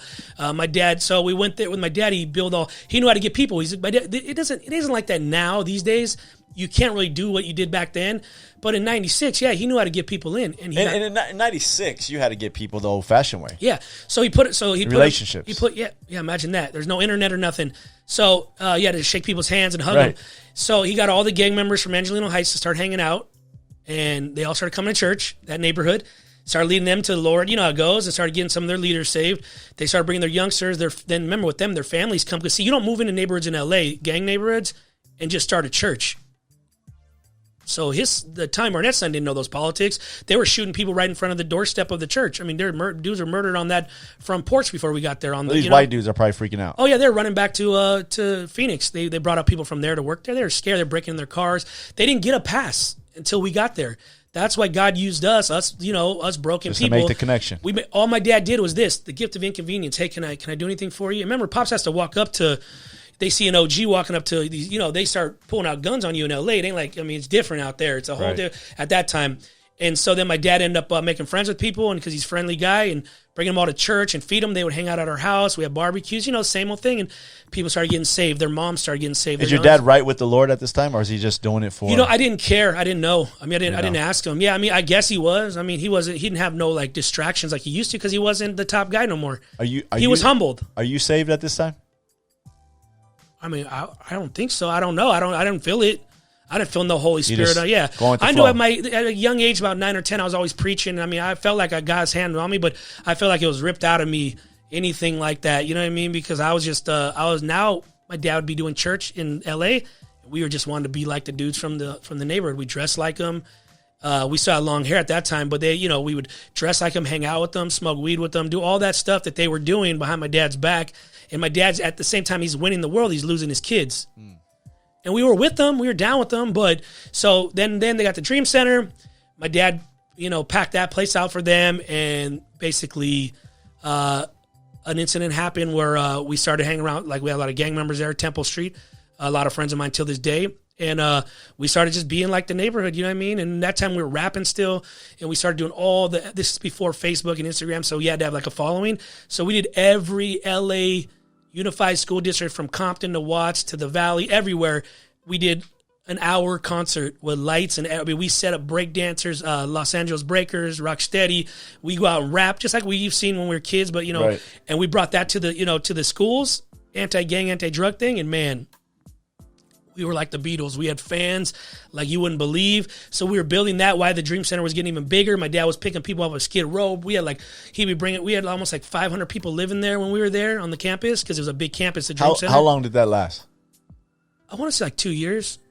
And my dad was with them. If you watch old videos, they're hugging him and the white pastors and, Tommy and Matthew. But at the end of the day, TD Jakes has given $2 million donating to it, and Casey Tree, or whatever these big shots are, Benny the Hinn's there.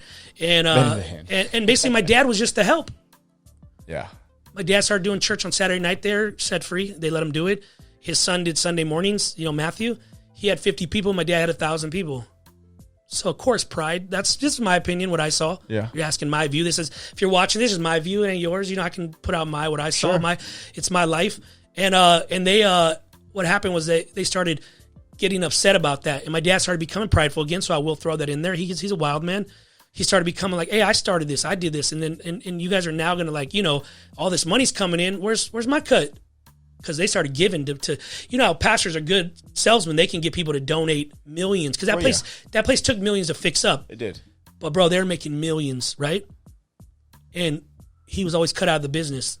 And they were like, oh, you're a pastor. And Tommy would give him props and be like, you're our guy. But remember, my dad couldn't be the figurehead. His son, he wanted to be the figurehead. And that's hard. You can't I'm not mad at those guys. They didn't realize Pastor Phil has a big presence. A lot of people want to follow him because they believe he's following Christ. And I believe he was doing what he had to do to survive, but I believe he was super excited about the Lord. About getting a second chance. Yeah, second chances are big. So he was like, bam, I'm back in it.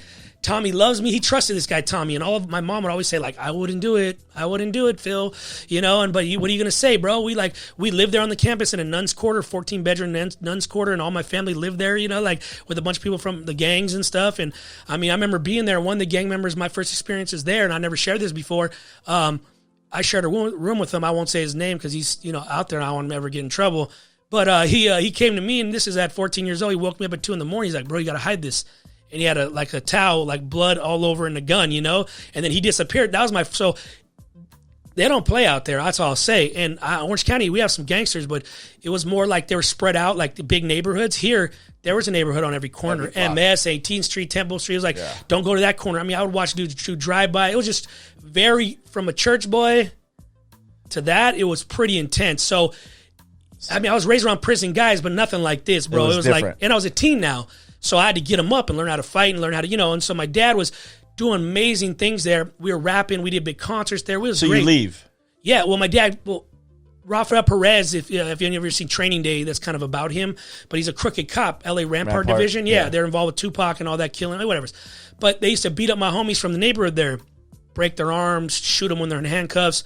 And so one day we were come back from a Dodger game, a bunch of us, and we had gang members with us, and they were our homies. And they came on the campus, like 20 Rampart, and they pushed my mom down, ran through our house with guns drawn, chasing like one of the gang members who ran in the house because we had just came back from the game, and they had us all in handcuffs for like 3 hours on the floor.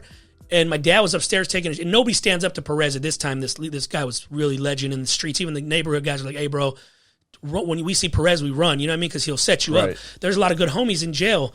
My homies were in jail because of him for being set up. Some were guilty, but... And so they just were basically trying to find out why we had all these gang members there. They got on the campus. So my dad comes out in a robe, crazy. He's like dyeing his hair at the time. His hair was dye. He just came out like a madman, tattooed up, like a crazy looking biker dude, hippie. And he goes, hey, did you push my wife? And starts going crazy on the guy Perez. Wow. And you never call that the Rampart District. So police brutality, we've been getting it. We've been doing that forever. So my dad's like, hey, you don't touch these guys. These are my family. These are my kids. You don't ever come on this campus. I remember, man, and I always respect it. I was like, man, this guy's that made me love him more. Like, my dad's a leader. He's a gang. Like, he don't put up with nobody. He didn't care where they're from, outlaw this, biker this. I watched my dad my whole life stand up to anybody. He never backed down. Not because he was the toughest, but I knew he had God fought his battles. Does that make sense? And he never was afraid of nobody. I always respected that. Never afraid of nobody. Yeah. And he's telling Perez, this legendary cop who hurts people, like, F you, get off. This is my campus. He got off the campus, and all the gang members, of course, love my dad even more after that. He's like a hero. They do anything for him. And then they, like, maybe a few weeks later, my dad's like, hey, we got to leave. We got to pack our stuff and go. And we're like, was that because Matt and they said cops are allowed on the campus. And my dad said cops shouldn't be. And this is just my story. Not those kind of cops. That was the cops that were there, Rampart Division. Yeah, well, yeah, those kind of cops. Because when you're not involved with the street, like, you don't know, like, they don't, like, Tommy and them didn't know. They were just guys who flew in for church. We lived there. We knew the heartbeat. The reason why the gang let us have, why there's so much success that happened there where people's lives can change. And you know who I think a lot are those gang members. God used them. Because, bro, if they didn't give us a pass, we wouldn't even be allowed there. Right. They're breaking into cars, stealing stuff. They're robbing people. And until this day, one of my homies is still the shot caller down there. And he's always like, we love you guys. We did it for you guys, not for them. We don't even talk to those guys no more. In the neighborhood around there's worse than ever. It's like, it's on and cracking. You know what I mean? It's bad. So it may be there four walls at the places, all. So long story short, we just always love the broken. We hang with them. That's what it was. God loved the sinners. We hang with them. So where do you go from there? Well, we had nowhere to go. Again, my dad didn't make much money there. He wasn't like a baller. I think they gave him a few bucks to like be quiet and leave. And so my dad didn't say anything to us. That's what's even more weird. He acts like everything's fine. Like, hey kids, we're on to the next journey. And I'm like, man, we're not in school. We're not getting no education, which, we dropped out at a young age. But my dad's whole thing with ministry, we're ministry people. We help people. We just, so we moved to San Pedro for like 2 weeks. We moved to these apartments. Like a friend of ours let us stay there, and he brought like another 30 people, 40 with him to the apartments. And then he had but then we had a lot more people too from the Dream Center that wanted to stay with us. And then they offered some of our people, and they stayed for the money to work there because they knew what we did they couldn't do. They needed us to, right. To run their ministry, And so then we moved to like Toluca Lake, North Hollywood. And then a bunch of our people moved downtown to the Alexander Hotel, like downtown LA. Our friend owned it. So at that time, it was really ghetto by Skid Row and stuff, and they lived there, all my dad's people. So we started having church like in a hall there, so everywhere. Everywhere, yeah. Again. So we'd all meet up again. And then we started getting real serious into music. And we had this huge following from all the high schools and junior highs who would buy our records, right? And we were making like just cover songs by then. This is the old days where you had to go put in work. Oh, yeah, we had a big following. And then so Rick Rubin, legendary producer, came out to the to the show and with his people. He was part of Def America. They had a record label at that time under Def Jam, and he wanted to sign us. So he was about to sign us to a record deal.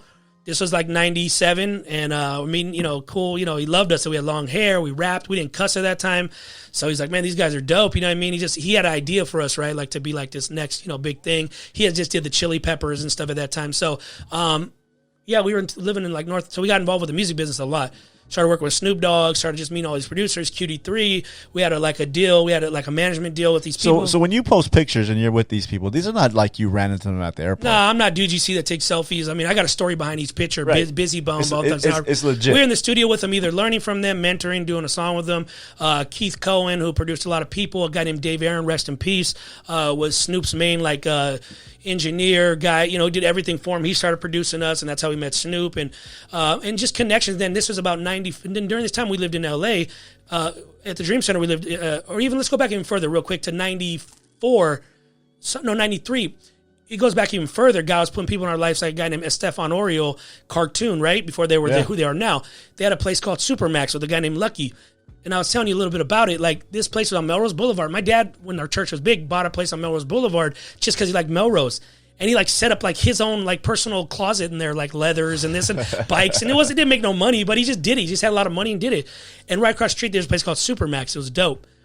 And it ain't like now where they have all these t-shirt warehouses. You could buy Nikes and get all this and white t-shirts. Right. This is pre-Joker brand. Pre-Joker brand. This is it's called Supermax. So it's Supermax, and they had the prison guy on it. And, we already came from that because our boy, we had all these guys live with us. This guy, Boy from Longo, he wrote all the girls, all you see on people's arms and stuff back in the days from San Pedro and from these areas, Long Beach, Longo. They were deep. All their prison art was real popular. And if you look at a lot of old Set Free stuff, it has a lot of old prison art from a lot of these dudes. So we were making t-shirts back in the days, 86, 87, with old prison art and tracks. Crazy. Like the stuff you see guys put on t-shirts now. Yeah. That are like the Cholo stuff. We've been doing that with tracks for back before Victory Hours for everybody.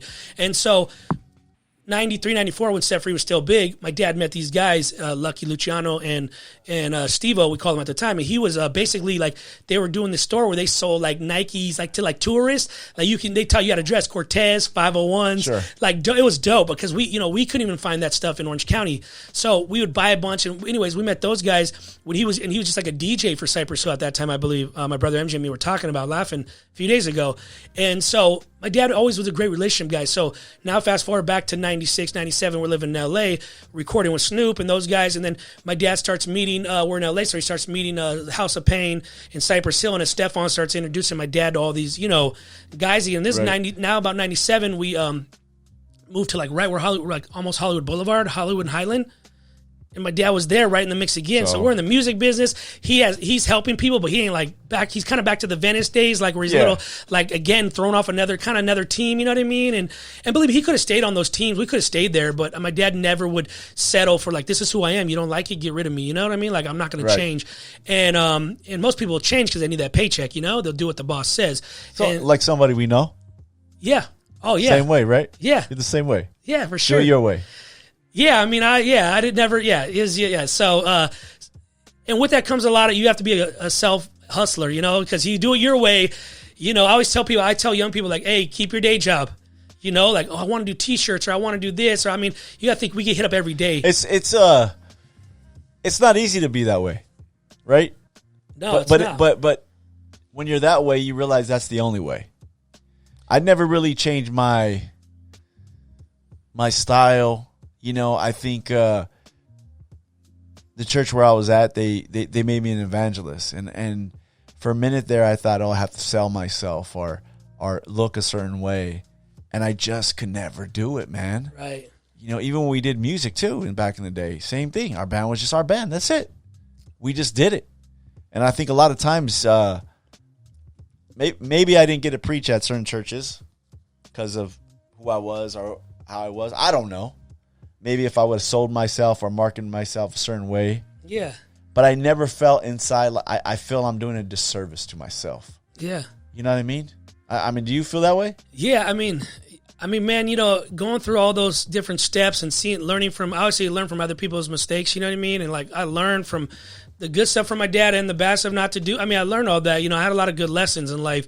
But I realized I got to be me. Right. I can't be nobody else. I can't wear the tight jeans. It don't look good on me. I can't wear the turtleneck. I don't got hair, so I can't spike I'm not going to be your normal looking dude. You know what I mean? I like who I am. Right. I mean, you got to accept and love who you are. You know what I mean? Like I just love who I am. So Pops never followed the trend. So you learn from your examples. So I always said, like, I want to be original. I don't want to be another carbon copy, cut out. I heard a lot of your music, and that's what you talk about. Yeah, well, now I do. You know, be as me. Yeah, be as me. Yeah, you know, that's right perfect. there sums it up. Yeah, so for me, dog, it's ended up being like I just didn't. My dad told us a long time ago. Me and my brother MJ, like when we were kids, he's like, "Hey, there's two routes you can take here. You can either put on a Hawaiian shirt, grow your hair out, don't get no tattoos, and nothing against Hawaiian shirts, but you could play the role. You know what I mean? Like you can be part of that scene." Or you could be like me and you could tattoo yourself and, probably not get jobs maybe that easy and people are going to judge you. He gave us but you're kids and you want to be like your dad, So we took that road and made my own decision. I'm a grown up now. I could have changed or covered up myself or been a little more, I don't know, cheesy. I don't know, whatever that is, whatever. But I chose this, I chose to be who I am. I love who I am. But I think it always makes you feel better. Yeah, I can't fit in. That was a problem. It wasn't like I always tell my dad, like, you were never meant to be on those teams. Like, that's how I look at it. Like, you were on the teams for maybe a learning lesson, but you weren't supposed to stay there as a stepping stone to where God was trying to get you to go. I didn't see it at that time. So once we did that, we started getting the music business. To fast forward, went to the music business, and I was still bitter. Didn't even care about God. Didn't care about nothing. And just me and my brother started wanting to be like rap stars. You know what I mean? So we started traveling the world. We started doing the G-Rock thing. That guy hit us up. The owner there was a cool guy. Asked us to be on his label because we really weren't trying to do Christian music, but it's kind of like, we had that avenue. Yeah, we the thing fell through with Rick Rubin, and then we were trying to get deals with Eminem's people. We had a lot of offers, and we would go into record labels in 98, 97, and they'd be like, "Oh, you're too Mexican for the black market. You're too black for the black." We got to remember that Ricky Martin didn't even come out yet till like late 97, somewhere around there. So we were coming in. We didn't speak like crazy Spanish in our raps or anything. So they're like, "Well, what do you guys do?" We're like, "We're just rappers. We're not like Latin rappers. We didn't want to put ourselves in no box. We like to make good music." So there wasn't really no big Latin explosion. So there was no like Latin or like any reggaeton really that much at that time. Right. Any type of Latin hip hop. So they didn't really know what to do with us. Our friends from Delinquent Habits, they kind of had some success, and Cypress Hill had a lot of success. So we were hanging with those guys a lot. DJ Muggs, that whole Soul Assassin. They took us in and embraced us. They sponsored us on the road, like Joker brand and all that stuff. It's just crazy, your story, man. Yeah, we were there, and they're like warehouses, bro. Like we were there. So we know also when you see it now. I think sometimes people think you're lying or something. But the travels through that's why we don't say it much. That's why I don't say it much. I don't go on through really podcasts. Your dad, right? Oh, yeah. I mean, the travels and the highs and the lows of going and just being around your dad. Yes. Gave you a lot of opportunity. He has that guy had the magic for a lot of stuff. Yeah, he's the guy who first would go up. He would roll up on the hardcore rappers like Snoop Dogg and scare them. You know what I mean, dog? Yeah. Like, hey, what's up, Snoop Dogg? Like, well, he's the guy. He's a relationship guy. He's the guy that people seem like, man, he's the OG. My dad was never there. I watch guys from House of Pain or Cypress, Sin Dog, a good friend of ours from Cypress Hill. he would just come and sit with my dad, for help. Like, I love you. Like, he just want to be around my dad. Ives from Delinquent Habits. These guys all love my dad. Anywhere we go, they knew us more than my dad, a lot of them. But we, Psycho Realm, Sick Jack, and they're all my brother's good friend. Like, they just became the connection. They saw that we show up to their shows. We supported them. Authenticity Yeah. plays a big role. Yeah, we would go to see Psycho Realm when there was maybe 40 people in the club, and we support them. We were there when they were selling T-shirts, at Cypress Hill shows. So we supported them, and we were along the journey with them, not being haters, but we loved them. So they saw that. Those guys respect that. So those guys catch that right away. Yeah, I know a lot of They're artists, street guys. and a lot of the artists that I grew up around.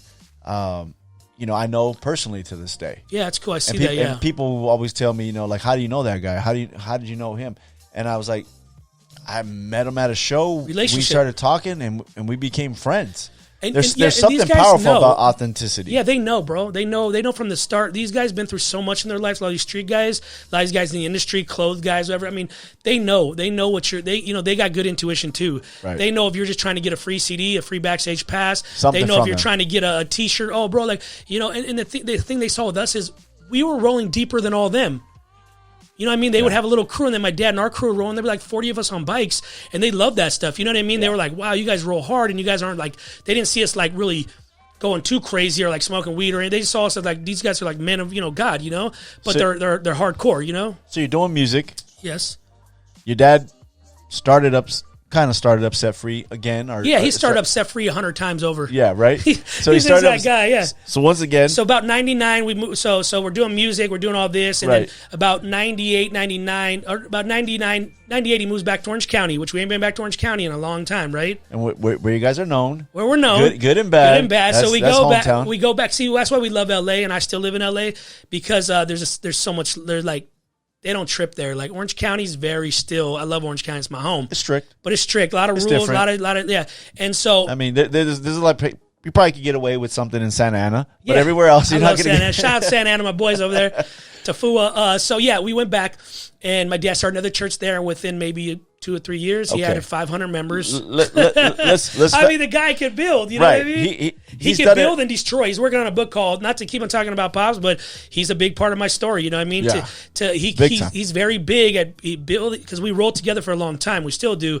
We had a lot of years apart, but we rolled together a long time. But he has a book coming out soon called How to Build an Empire and How to like wreck one or something like that, how to ruin one. Which I told him. I'm gonna get your dad on the show. Oh yeah, he wants to be on. I'm gonna get your dad on the show. He watched some of your stuff. He liked it. He's like, oh, this guy's super cool, first class stuff. I like that. You know, because you remember he's been doing this way back in the days. You know what I mean? I mean, he's been doing he knows. He's big on like what looks cool. You know what I mean? Everything looks cool. Like he wore stuff because it looked cool. He wasn't trying to be a gangster. Let me switch gears here. So, if anybody Googles Set Free now, there's a certain thing that comes up. We're very Googleable. Okay, yeah. There's a lot of stories in there. So this is about 2000. I know we're going. Right. This is about 2000, 2001. We're doing the church. Okay, you're doing the church.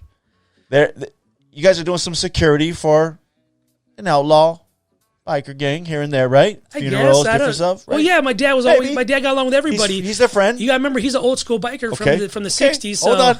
So go ahead. We're gonna go there. Yeah, you go there. So doing security, you guys turn into more of a club, correct? Is that the right word? Yeah, I would call it a club. I mean, I wasn't a ministry no more. It wasn't a ministry no more. No, because let me stop you right there. Is because my dad started a thing called Servants for Christ. They were huge, right? And a lot of those guys, when we were young growing up, I saw a lot of them run away when like there was some type of drama. Right? Like, my dad always defended people. A lot of people he defended. People don't know that. It wasn't like it was all his drama. He defended guys in our club that were, part of Servants for Christ, that whether they stole from an outlaw or they did something bad where they got himself in a jam and they owed money to them. And my dad would step in like, you're not going to touch my guys. These guys are men of God, right? This is Servants for Christ days. And when my dad would be surrounded by outlaw clubs or by gangs, whatever's, to confront him, and my dad step in like, you're not going to touch this guy because, hey, he rolls with us, give him a pass. A lot of these dudes are these same dudes. When my dad needed some love and backup, they disappeared. So as all my youth for 10, 12 years watching dudes, I would watch a lot of them run when Pops would be in confrontation or, it could be at a club or it could be anywhere. And so I never had respect for the Servants for Christ, right? So your dad makes his own club. Well, yeah, it was kind of like we kept on pushing him, a few of the guys in the club saying, Dad, we don't even want to be, we don't consider ourselves bikers. Like, yeah, we didn't even really care for bikes. We were raised around them. But we were kind of gang mentality. We were raised like, well, I mean, if I don't get along with somebody and I see him, it's on and cracking. That's what I learned from I got my friends from Temple Street, and I took that with me the rest of the time. Even if you lose, you just fight. Right. No matter how small, big you are, you just go. Because a lot of people won't go there. A lot of dudes will talk loud, tattoo their face, do this, be thugs. But when it comes down to going there, they don't really want to go there. Right. Most people. You know what I mean? They talk loud or bark on Instagram, but when you go down, hey, let's get it cracking. Nobody's watching. Totally different story. The older generations, we're that way, but the newer generations more like. So is that how the club started? Yeah. The Set Free Soldiers started from like I told my dad and my brothers and a few other homies that were, we said we don't want to join the Servants for Christ, right? It was cheesy. I said, Dad, it's been around for a lot of years. Maybe it was good at one time, maybe back in the days, but it got washed out. And your dad, being who he is. Well, my dad saw that, and my dad rolls with youngsters too. He don't like being around old people. So a lot of his old guys wanted to go eat donuts in Starbucks, and my dad was just like, man, I got to ride. My dad's a rider. Okay. He'll ride from, So your dad starts it. So, he starts with a few other guys, and then he tells us, like. So when do you get involved? I got in maybe like about 6 months, 7 months after the Soldiers started, because he kind of made us prospect, you know what I mean? He's gangster. He's like, oh, here's getting in. But we're like, dude, we've been rolling with you since birth, but whatever, it's okay. So prospect's his own son. Yeah. Oh, heck yeah, he's about that life. So he took about like 7 or 8 of the guys from Servants who because our thing with my dad's, we started partying a lot, going to nightclubs, going to, Vegas. We were doing a lot of rapping. Now you're coming back down. Yeah, we're coming back down. Yeah, we weren't even really up. He was maybe up, but we never, I don't think I've changed from when I was 13 or 14. I still had a bad attitude. I never talked to my dad about these issues. I was like, when I get old enough, it's on and cracking. I'm going to like back this dude up and go to war for him. And he didn't really want that, but he had kind of created us to be like, we're like Israel. Everybody's against us. I mean, my dad preached a lot to us too about, like, hey, we're set free. We're the best. Everybody stole from us. We're like one and only. We're like death row Christianity. You know what I mean? Like, you got a little chip on your shoulder. Big chip. Yeah, big Dorito chip. So you guys get in the club. So we're doing music stuff this time, right? And MJ wasn't in the club yet, but we were doing like music, traveling the world, all this. We had great opportunities. We were going to Europe, rapping for the troops, Iraq, Bosnia, all these great things were happening. But man, my dad had a 500-member church at that time in Boynton Park. But my dad got tired. He was like, I just don't want to do this no more. Like, and then he had a lot of guys in the club. We had a bunch of our guys own businesses and stuff. So we recruited a whole different crowd, and they made a lot of money. So my dad started seeing like, oh, they'll take care of me, right? Like I don't want to do church anymore. I don't have to do a church to make money or to pay or help people. I'm like, I can help people wherever I'm at, right? Right. So we kind of were doing the rap thing, but we were still traveling, and then he started the club, Set Free Soldiers, and we were just riding everywhere. And the Servants we told our dad, like, we were at bars and stuff, and we don't want to have a drink in our hand and have a Jesus patch on our back. I'm just being honest. That was the real conversation of like, if our dudes are smoking weed, because we were totally away from God at this time, the youngsters. I don't want to say for my dad, he's his own man. But we were prideful, and we weren't going to look for trouble, but we weren't going to back down no more. And we were back in Orange County. So you guys are a real club. I don't like to call it a real club because, we're a brotherhood. Okay. We're a brotherhood. No, I mean, not a 1%er, but you guys were a legit club that would take care of business. We were a club, yeah. I mean, Orange County, we had a big group. So we remember we had a lot of street guys, and we still had homes and dudes coming out of prison that wanted to be loyal to us and wanted to ride with us and and then my brother made a clothing brand called Soldier Made, which was huge, you know what I mean? And even if people weren't part of the club, the branding is what we do best. Right. Set Free is like, people would say, you guys had 1,000 guys with you. I'm like, well, no, we only had 50. That logo was legit. Yeah, we had like 50 guys, you know what I mean? But they would think we had 500. Like until you hear stories about my dad walking into a place and they're like, oh, I saw your dad, like 20 dudes. And I'm like, he only has like maybe 7, 8 guys around him right now. But, well, you know what I mean? But that's just the myth. So me and MJ kind of, we were rapping, making money doing that. T-shirt, he kind of started a T-shirt brand behind the club, like as a support club. And then we basically just didn't want to be, we don't want to be hypocrites either.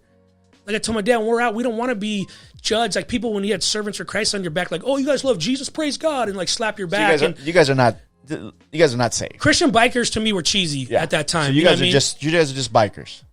Yeah. You're doing. Let's. We're gonna fast forward, Chill. You're taking too long here. I'll get to the good stuff. Okay, so you guys doing security, right? That's for an outlaw biker gang. I don't know about security. We're just doing all. We just like look at. They loved us. Some of these clubs. They loved us. We were their brothers. They're friends. You guys are friends. Yeah, friends. Like brothers who wear different. Brothers who wear different patches. Okay. And many times we could have went to different clubs wanted us, but our crew was like similar colors. Oh yeah, we've been for sure. Similar logo. It was pretty close. Bro. Okay. We got a lot of family in that club. You know what I mean? At that time, so it was like it was all love. Yeah, I get it. Yeah, but my dad did funerals for everybody. He did funerals for the red and white, the green, the black. He had friends in every club. Okay. And for a long time, he came up with that other famous club, right? He knew those guys early he on. knew a lot of guys from Okay. but he knows a lot of guys. The green, they were like family. At one time, a lot of those guys. We had all different types would come to Set Free. It was neutral ground. So now it's a biker club, gang, whatever you want to call it, right? Gang, you could call whatever. I called it gang at the time. You guys get a little run-in in Newport, right? Yeah. Well, we opened our own nightclub in Costa Mesa. We stopped doing church. Church is done. My dad said, I'm out of Again? Yeah. Okay. 500 people he told again, hey, God bless you. And then again, my dad was thinking that, now this is his family. Like, he made a church. What pastor does this? Like, if you weren't part of the Soldier Bike Club and you had a membership only. So imagine only family. So he was still doing church. Now we're talking real cult club. Very cultish. Very cultish. You said it. I didn't. But okay. But look, we were tired. We were tired of people talking bad about us. We were tired of being used. At this point, you really have a chip. At this point, it's past Tupac. It's a whole bag attitude. of chips. It's gangster stuff. It's just like, okay, this is the life we're going to live now. Orange County, if you lived in Orange County at that time, for a good few years, from about 2001 to 2000 until we got busted, it was on and cracking. Let's talk about the busted. I got some other stuff I want to get to. So you guys get into it with an outlaw 1%. Yeah. Some dude. What happened is you don't tell people. They told my dad something earlier on, and we were friends with not friends, but we got along with everybody. Right, we were neutral. Like, hey, we represent. We're not even part of the outlaw world. We got our own thing. We would just ride, party. We had a nightclub. We had a big nightclub in Orange County, Costa Mesa, which was close to this other people. Right, and we had like Snoop Dogg there and Too Short. We had rap shows and just gangsters. Like, we were there just on and cracking. We'd have fights there. We were getting worse fights than the fights that happen in the future with these guys. And just becoming straight. When you fall into sin, we just, we dove head. We didn't just fall into sin. We dove head first in. All the way in. Well, all the way in. We don't do anything half, If it's ministry, we're going to do all. That's why I say if I'm not helping people. Sin, we're sinning. If I'm not helping people, David, I'm hurting people. Okay. So there's no in between me. You're not going to ever have to question me. So your dad gets into it at this. Well, yeah. The story goes down that, like basically. Were you there? Yeah. I showed up a little bit after the incident. But MJ was there. MJ was there. And when I got there, it was already kind of bled into the streets, you know what I mean? And it was a very, just a bad situation. The people involved were like, people that my dad did like marriage counseling and help people involved like on the other side. So it wasn't ever like, but the thing was they basically told us like, hey, you guys can't, be around those other people, and my dad's like, you're not going to tell me nothing. My cousins, I've been respectful to you guys and my cousins in that group and, I got family and I got a lot of good homies like my boy nephew, Nick, shout out to him. There's a lot of people I love from that group and we never they never made us pick a side, those guys. They were just like, hey, you guys do your thing. Neutral. We love you. We respect you. Yeah. And we just had a lot of family in that group. But we were our own people. We rolled our own. That's what they liked about us. It's like we were just us, And so that had happened. There's a lot of gossip. The biker world's a big drum roll sometimes, just like the gang world. It can be a big drum roll. They heard different gossip, the other sides, whatever. But whatever happened, they showed up to the beach that day. We were down there watching one of our kids' son, like in a surfing competition. But we did party at that time, and a lot of our brothers were drinking at that time. So a lot of people say, well, if you weren't in a bar, that would never happen. It's like, you guys at this time weren't saved. So I don't know. I think we're always saved. I think we just. Now you're talking about Calvary stuff. No. I don't know. It just depends. We may have left Christ, but he never left us. That's what I'm saying. Because I'm sitting here alive right now, and that's the only reason why I'm alive is because of Christ. So yeah, we fell away. Or people say you fell from glory or whatever, fell from grace. I said no, I fell into grace. That's how it works. But yeah, we were out of our mind at that time. Okay, we were like, ain't nobody can tell us nothing. So you guys get into it. Oh yeah, it was a bad brawl. Some people get hurt. Yeah, some people got stabbed. Yeah, it was bad. It turned into, basically here's the thing. If it was your dad and somebody was, going to attack him, what would you do? Well, we would fight.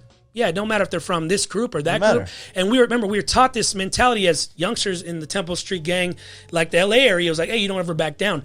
Right. And and the guys you had in your guys' they club, weren't Boy Scouts. Yeah, they were legit dudes. A lot of them. Yeah. Yeah. They're legit dudes now in other clubs. So they're gangster in those clubs. So we brought them into that, and then this is all bad. All bad. Well, it went bad because it was recorded too. It was on film.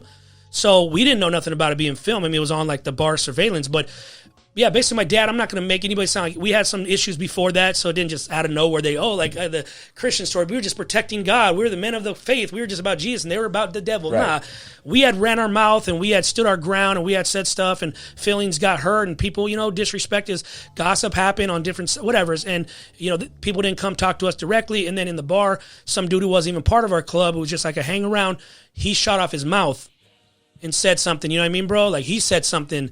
Why my dad's a good politician. I watched my dad surrounded many times. Yeah. We've been surrounded many times. We've thrown blows many times. But my dad's always pretty much walked out of it unscathed. Been able to talk about it. Yeah, he just is like, he's an OG, so he's like, hey, let's talk about it. And then usually it's somebody that he helped out is just mad or upset. So this is just somebody stupid. Yeah, and it was getting serious by then. It started turning like we couldn't wear certain things in that area, Orange County, and we did, you know what I mean, from this other group who came in to be, to beat us up or talk, whatever the story was. And yeah, from then on, it was just like, and it's been years. I've never talked about it. This is the first time I ever talked about it in over a decade. So, and it's all done and good now. But yeah, pretty much it was, this dude said something, the dude threw a punch, and my brother-in-law, Turtle, my wife's husband, threw a right cross, knocked somebody out, and then it was on. The whole bar went crazy. They always say we had, they say on video, he has like 20 guys in there. I'm like, dude. And they had like 7, right? I'm like, yeah, but the reality is like a lot of our dudes in the bar, if you watch it, there's video on YouTube and stuff. They're not like, we didn't release that. The cops did, so we fought more during the case. They wanted us to like, hurt each other, to stir up more strife. But they basically like a lot of the homies weren't even like throwing blows. They were just like back in, and I was like, dude, this is us. Imagine if it was another club, it would have been over. It would have been bad. Yeah, we had a little bit of like Jesus in us. We're like, and luckily the thing is, my little brother and me were outside, and my dad's always grateful for that because he knows we were out of my little brother's pretty gangster. MJ's a cool, real mellow dude. MJ just kind of try to like hold on to somebody that got knocked out so he didn't get knocked out again, in the bar. But if it was us, probably it would have been.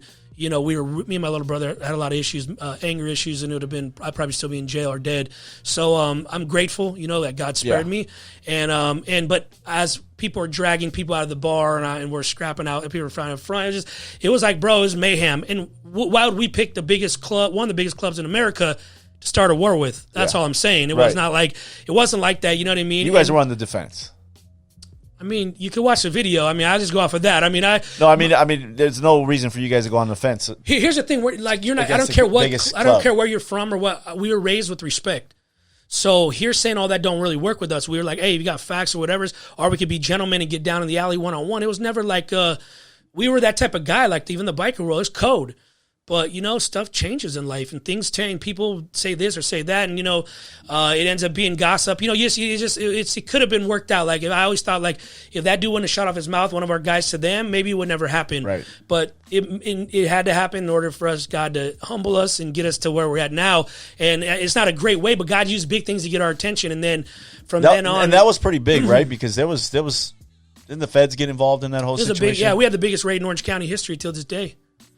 Biggest raid. I mean, Christian us from my dad being a hero in Anaheim I remember MJ used to have wasn't his profile picture a FBI surveillance probably picture? Bro, it was crazy. So after that, like, I'm trying to fast forward through it so we get through the story. Like, and you gotta matter. I'm just married at this time, man. I don't even know how to be a husband. I'm just always writing. We're just trying to make up, for just the lack of our relationship with Christ. Just trying to be somebody, I don't even want to say what we're not. We were never called to be that. We were called to serve the Lord. You know what I mean? Called to help people, and we crossed the line. You know what I mean? We just fell. Right. We went to the other side. You can help these people. You got to be careful. This is pretty crazy. We had an A&E show too. That's what's crazy. People don't realize we had a lot of money about to sign with it. We had our manager was Dog the Bounty Hunter's manager. A&E just offered us a huge deal, and they already did. They did one episode where it was called Saint or Sinner. Bro, this was before Sons of Anarchy. Our bikes looked, they bid us. They bid a lot of people, different clubs. But we had like the nicest bikes, the fastest nightclubs. We had stuff cracking. And they filmed our lives, how we saw drug detox and help people. But we were on the streets like, we were just not, party. Yeah, just kind of like this is who we are. You don't like it? Don't matter. We're done pleasing the church. We're done going by your politics. You guys eat your own. We were our own, So that's where it ended up being where you take Jesus out of the equation. Take your eyes off of Jesus, and man, I don't care how tough you are, how he gonna bring you to your knees. And we didn't think it was gonna be anything like this. Just so you know, David, we never woke up that morning thinking like, if you could have told me this was gonna happen, this whole situation, I would have never thought it. I mean, we never would have. It's a crazy story. I mean, it's a crazy. It's a very movie worthy. There was some, definitely. And then some indictments. and then to know this, that's what's crazy is, see, we didn't know it was going to be this big, right? So we end up. What's even crazier is we had all these. My dad still lives at the same place, but we had 4 or 5 homes on that street. We had a compound, all bikes were parked out like a clubhouse. You know what I mean? My dad was very easy to find. He never ran. He's always like, "This is where I am," you know. And when that happened, a lot of our brothers. We had a meeting, and a lot of brothers quit. My dad was like, "I'm sorry for bringing you guys into this thing, but they're gonna strike back. It's not gonna be over. You know, this is ongoing now." You're like, all right. And a bunch of us were like, "Yeah, like that's what this is." You know what I mean? This is it. Oh, like this is you're born for the day of adversity. You can die for your brother. That was our scripture, right? Which is crazy, but I mean that's was like ours was like this is war. We're doing this for God. You know, we mixed Jesus with that because people die for a patch, right? Yeah, that's big. Our neighborhood, our street corner. Ours is like, nah, we're bigger. We're down. We get heaven. We die for a cause. So now you guys are coming back to Christ. No, not that time. No? It got worse. Still? No, yeah, we after the fight, that just made it even more like, oh, it's on and cracking. You know what I mean? And like we were getting respect from a lot of different people too. Like, hey, dog, you guys are down. Like so what happened was that we didn't think it was gonna be this big, and we didn't know that we were being watched by the feds and by law enforcement, FBI, and everybody. We didn't know that. We just were living our lives, partying, riding. But once that happened, we knew our lives changed that day after that fight. Like we knew, and I knew in my dad's eyes that guy, my dad knows. Cross the line. Yeah. More than any other time. We've been in some crazy situations with neighborhoods and stuff, and we've been in some stuff where we've been like, but you scrap and you're done when it's over. But this we knew because someone had got stabbed, you know what I mean, that it was probably going to be, and that one of our guys did the stabbing. You know, not like we told the guy do it, but it's, you got guys who are gangsters and come from that lifestyle, that's what they know, you know what I mean? And so yeah, we end up, and what people don't realize is we had a house on the beach there where the thing was, so we partied there, so it wasn't like we just went to there to find trouble, just so it make clear.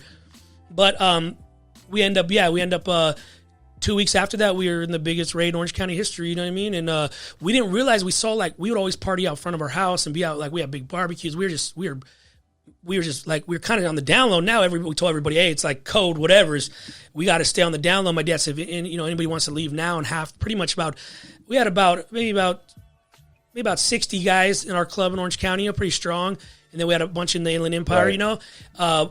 So we had maybe about 100 guys there.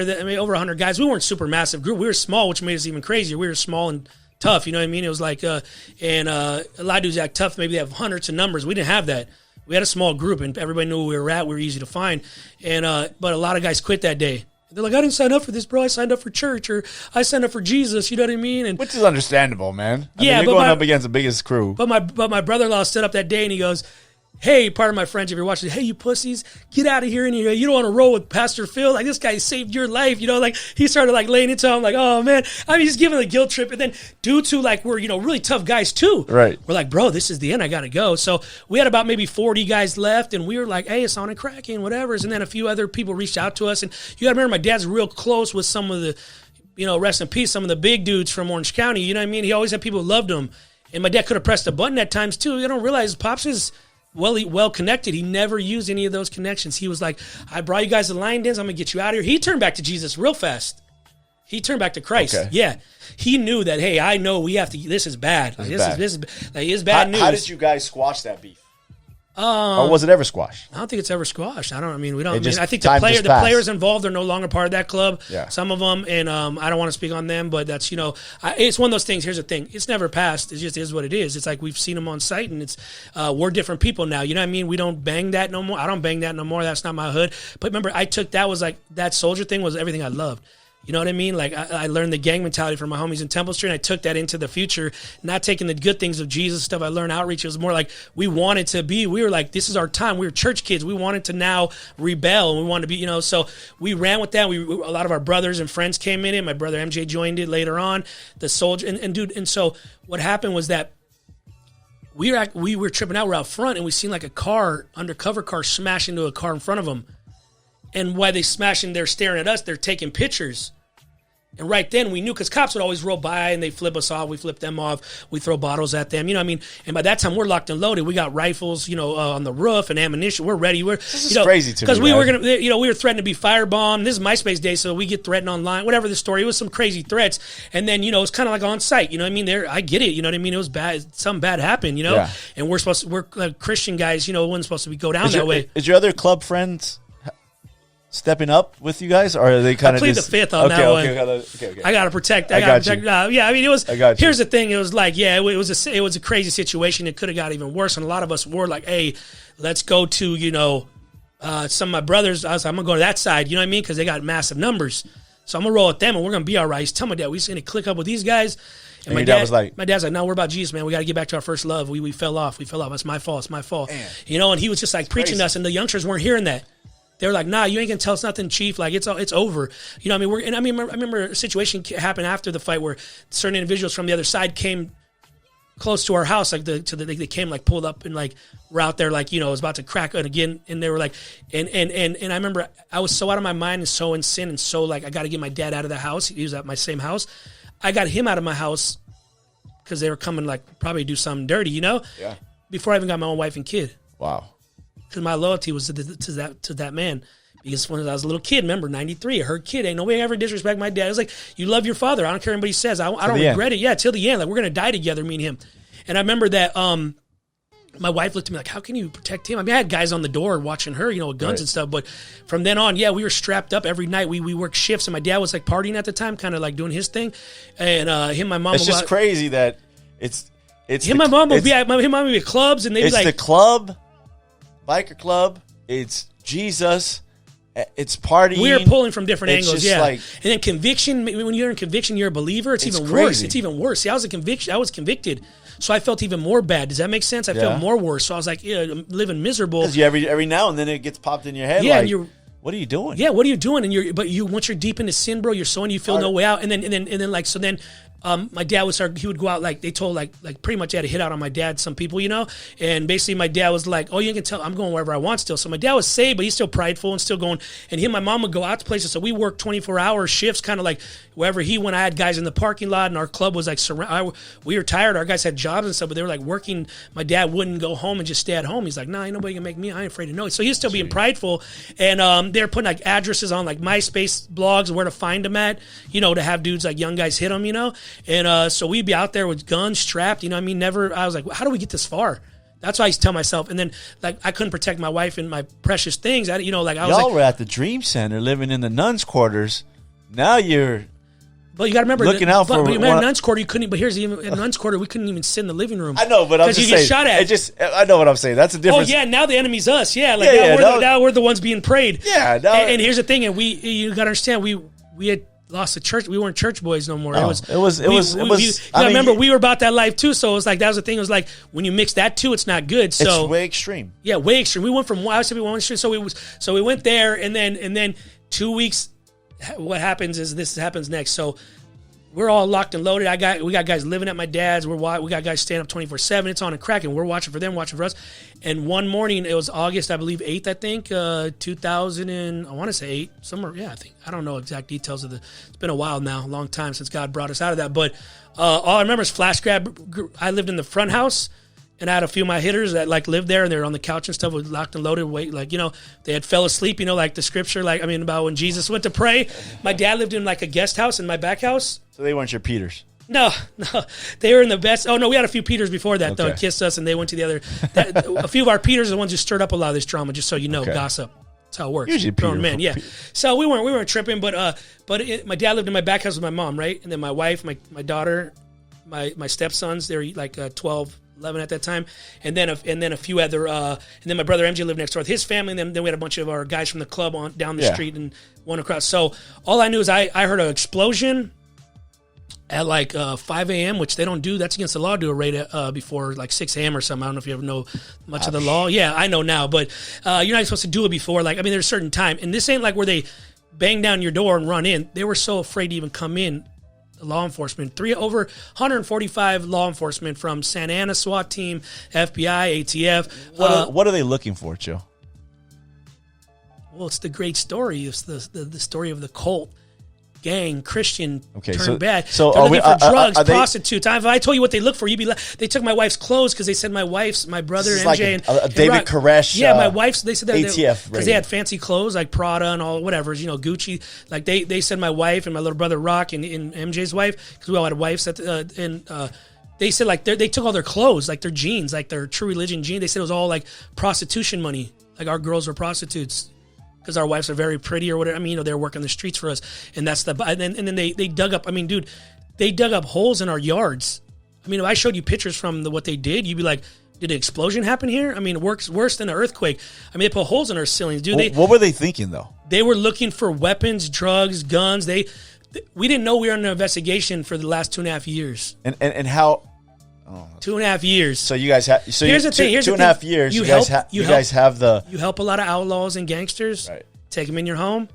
You take dudes who aren't even gangsters, but they're doing have present Good time on point. drugs. Okay, I see. They leave because your dad throws them out or because they broke the rules. They do drugs in your house. Some of these just regular even drug addict guys. Snitch. Yeah. They get time. Make up story? Yeah, make up story. Hey, I can tell you about Pastor Phil, what he's doing. You know what I mean? You got this going on, this going on. Yeah, remember, a lot of dudes that are street guys, there's a lot of tough dudes that keep this code, but then you got a lot of new guys that are like, they're just trying not to get violated. So they're like, let me tell you about Pastor Phil. I was there, and they do drugs, and they smoke. I don't want to go to jail. They got money, yeah. So when they were questioning us, and then I always wondered about that because I knew they did the raid, and I heard about that, and I knew. And I would trip out on MJ's profile picture with the I don't know how he got that picture, but it was like a picture of like a far lens or whatever. Well, they give you all, like, here's the thing, what happens with how it works, and this is all new to us because we never seen it like this before. I mean, we've had raids before, like probation raids, where they have to knock on the door, and like, cause we have people living in probation, but nothing like this. This was like, I mean, I thought it was the end times. Like, first I thought it was the other team. Yeah. Because I heard explosion, right? They hit our house pretty hard because we had Anaheim PD, and they hate us the most. They hate us the most at the time, for reasons they could and couldn't. I mean, but they were down the street at Target. They told us at the parking lot, and like hundreds of them, and they're watching our videos. We used to do videos before all these other clubs did videos. We had a lot of videos with music, and you gotta remember this in 99, 2000, 2001. We were doing music videos. I mean, not all biker groups do it, but back in the days, you weren't allowed to do it or whatever the story was. But we were putting hip hop songs with us writing our own music, and so they watched all these videos getting amped up. Right, to see like this is a cult, like these guys got weapons. It's packed. Because remember, they haven't liked my dad in Orange County, the city of Orange County, for a lot of years. City Hall is trying to throw them out many times. So remember, this is all built up from the old days to now. The old days, all the rumors, it all came true. I mean, some of it, yeah. This is what they've been waiting for. You guys go to Venice, they're thinking, they're hanging around with people over there. Mm-hmm. You guys are on Temple Street. Oh yeah, you're connecting all these gang members. Oh, they brought it all. You back. come back. And now you're back to the in Orange County again. You got to remember following again. There's soldier-made heads everywhere, and they all thought that was my dad's head. I mean, that was him. It wasn't him. I was just a guy with a German helmet on. Nah, it was just I mean, I always thought it was dead. Nah, yeah, but I mean, people thought that and it said set free. You know what I mean? So like, and my dad was always pro set free. Till this day he dies, he's set free. He loves the name. I mean, that's just his thing. You know what I mean? And so he added the soldiers, and because we were soldiers. So I'm saying that, but like then the branding, you got to mention all over Orange County. Orange County's not that big. There's soldier heads everywhere you went. Right. Like support. So the police. So there's hundreds of youngsters wearing it in high schools all over Orange County. As a cop, I'm thinking, this is something going on here. Dude, my stepsons at Fountain Valley High School students, they're wearing soldier heads, support. I mean, it was everywhere because it was cool. It was like a clothing brand too. Yeah. So welcome to the family and soldier stuff and had the. So it was like even dudes were breaking into places and robbing homes and they're wearing a soldier sweatshirt or set free. I mean, if it's guilty by association type thing where they just end up putting us in all together. But nothing really illegal is going on. Is it? No, I mean you got dudes on the side maybe selling some weed or something, but nothing like not on that level. No, it's not like a regular club. Bro, here's the thing: club. if they could have got, they could have got that stuff. They would have got it. You know what I mean? They got a lot of guns because you got to understand. Like I had guns, and then and they didn't have a lot. We had a couple on the compound, but my dad was always. If anybody knew my dad, he was against don't carry guns, don't carry knives because you end up using them. Yeah. See, if you know Pops, he was never for that. He would always tell us, once you get your hands blood on them, it's over. You're gonna taste the blood. So he was a big advocate, but he also, he didn't stop it, and he liked the protection. He was that prideful guy. Did anybody do time for that? Yeah, my brother-in-law did 2.5 years. Here's the thing: the worst is this. So we get, but the flashlight grenades come through the door. I thought it was the other team first. So I run out with the strap, and I'm like, oh man, like I look down the hallway, and it's filled with smoke. I'm Like, what the heck? Like, this is, like, and then I look, and I'm keeping my wife and kids in the room, and all you hear is explosions like a freaking, like, 4th of July, right? And I'm looking, dude, and I look down the hall, and I see one of my guys, he's laid out, and he looks like he's been shot. He's like, oh, and this is a big dude. His name was Gabe. And literally, like, basically they shot him with a rubber bullet, right? Thank God it was a rubber bullet, not a real gun. But that's still, because he ran out to fight. Like, he just woke up out of his sleep and ran out and started throwing karate kicks, right? Right. And they shot him out of the air. And then I look and I see a tank on the front yard. So you already know. So then I said, this is the end times. I thought Christians are being, this is out of my mind. The end times, man. See? Yeah, this is out of my mind. Kevin talking about the end times, man. Let's talk about that later. Look at that. So I was out of my mind thinking, bro, like, this is it. Like, this is what we're born for. This is the day. Like, like, get your straps. And I realized it was, then I hear a loudspeaker. This is the Anaheim PD. Come out. Imagine like the biggest sound system you ever heard. It's such a trip that you're so ingrained in the church. That's all you ever known. They throw a raid on your house, and you're just thinking, yeah, this is the end times. Yeah, that's it. You know what I mean? Because you justify your sin. Christians justify their sin. Yeah, you want to make it like, no, this probably isn't reaping the repercussions of what happened. And we didn't know we were being investigated for 2.5 years. So I look out the window, right? Because I had a window that kind of looked to the other side of the street, and I see MJ's house. Like, I see a big, I can see it's like a rock throw away. It's like a big speaker in the street saying, this is Anaheim, please come out with your hands. Aguilars, they're just saying Aguilars, come out with your hands up. And when they're saying Aguilars, you're like, dude, that's crazy. And they're like, Phil Aguilar, come out with your hands up. And I'm like, this dude, the whole neighborhood can hear it. And I'm looking like, and I tell my wife, oh, MJ's getting, they're busting MJ. Let's get out of here. Like, let's get our stuff. Let's get out. I think they're raiding MJ. So I'm like, we got to run, And you got to remember, we had all our Harleys there. We had nice cars. There was Bentleys, Mercedes. We had like nice, and dude, like literally, we go out in front of our house, and I get my wife and kid and reception, and I know they're getting us too. And they have tanks, and all I see is infrareds. My daughter had no shirt on. She was 1 year old, Ava. And all I see is like 50 or 60 infrared beams on her body. Ugh. And you got to imagine, if I make any move, they'll shoot. They shoot now, as you can see. So this wasn't, they had every reason. They were coming for this was it. They spent all wasted tax dollars on this biggest raid in Orange County history to get Pastor Phil. That's who they wanted the most, just so you know. They had like this hierarchy. It's like him, then me, I was his hitter, and then another guy, my little brother, and MJ. They had this whole, like the movies. They watched a lot of movies, and they wanted my dad, though. They wanted to put Pastor Phil in jail for the rest of his life. For whatever reason, that was just the guy they wanted the most. So my dad was hiding in the back. My dad took a shower because my mom looked out the window, and my dad's like, she heard a commotion, and my dad's like this, oh, it's probably just, unless it's early in the morning, he's like, it's probably just chilling them out there fighting with those other guys. That's my dad's thinking. That's how nutty he was. Like, oh, they got it. They're good. They're tough.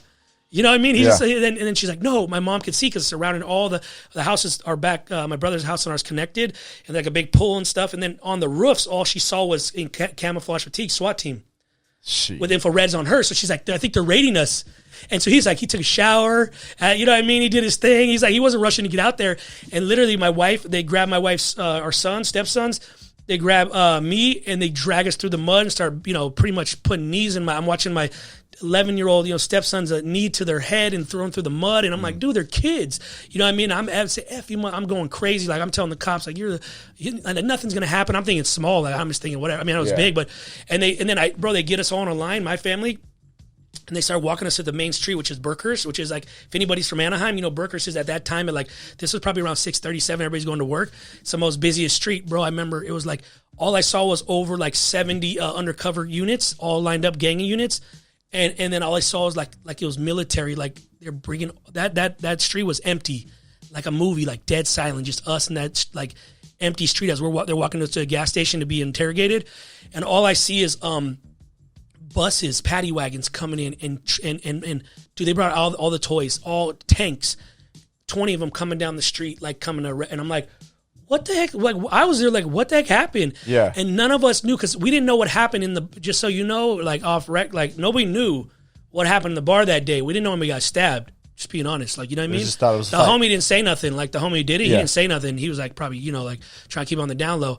And so we get so my family's all there. They're interrogating my wife. They're going crazy. They put us in back of wagons. They start taking people away, and they're still saying like the leader of the gang unit guy. They all wearing masks. You know what I mean? They all got masks on. Like they're not. You can't see their face. He's like, "We're gonna kill your dad. He's not coming out." And I'm looking back, like steps away. I'm seeing my house just in smoke, you know what I mean? And they're like, we're going to kill your dad. He's not coming out. I'm like, dude, I was like, I don't know where he's at. Maybe he went for a run. I'm like, I don't know what my dad was doing, but they wanted him out. And then I just see Paddy Wagon start taking everybody away. And I got, and then I didn't know it was this big until they released some of us. And then I see on the news, one of my partners, took us in his home because my family was all on the streets. They took everything. They wouldn't let my mom and but we had a lot of grandkids. My dad had a lot of grandkids. And they wouldn't let any of them. They took our dog, little Scooby, a little small dog. They put him in jail. And you know what I mean? Like crazy, like dog pound. So my family was all they put him like a safe house, and they're there just getting interrogated, questioned. Is Pastor Phil a cult? Is this? Where's the drugs? Where's the money? They didn't. We didn't go back to the house. They couldn't let us back. We couldn't go on the property for 2 days to the house. They tore our houses, bro. Like the anti-police peed on stuff. They freaking ripped stuff. They stole money from us. They stole all of any weapon. We had soldier stuff like with knives and like cool memorabilia. They took all our vests. They took our wife's clothes. They took everything. I mean, bro, they had so much. If I show you the pictures of what they took, tons of stuff. So we end up at a hotel, and my partner's like, bro, like one of my loyal guys, rest in peace, Mexican Don. He goes, hey, let me show you what's going on. And he showed me the news. And, dude, I went to the bathroom and I threw up because I was like, if you would have watched the news, it was saying Christian, the toughest gang in Orange County, set free soldiers, and bike club, blah, blah, blah, blah, because they're protected by lawyers. They're smart. Us, they're calling us a gang. Now you just put us on blast. We're a gang. We never want. You don't want to have gang enhancements and all that. You don't want to be involved with. We didn't consider ourselves a gang. We just rode. We're brothers. The whole RICO thing. But I mean, bro, yeah, RICO. That's what they're trying to do. So but imagine that being called like they're not called a gang. We're called a gang, and we're like, yeah, we're not like the bad. We're not, but we ain't on. It's a whole other level. Yeah. So from then on, bro, like our websites were crashed. Our soldier mate stuff everybody was trying to, and we had thousands of emails and letters and calls. People trying to join the club and start that's how much they like want to be a part of our club after that happened. So a bunch of people got arrested. My dad and them were in there for a few days. Then they released them, and it went from murder charges the first day on the news to attempted murder charges to all this stuff, just a bunch of stuff. And then they found in the end, like the other guys from the other side, none of them got any jail time. Just our guys did because they fought it. You know what I mean? My dad got he got a few years probation for like a souvenir bullet from Knott's Berry Farm because he was a felon. Right, and then my brother got brass knuckles from Mexico. He got a few years probation. They took deals, you know what I mean, because they wanted to get us on gang enhancements in RICO, and it was just my dad didn't have the money to fight it. They took all our cars, all our money, froze our bank accounts. A&E dropped us, you know what I mean. They dropped the show because they're afraid, of like they're like, oh, this is real life, right. And then my dad from then on just he started changing his life, and then so you're, after that you're pretty much scared straight. No, I wouldn't call it scared. I mean, in a way of like, I need to get my life right. No, I was more angrier. Still? Yeah.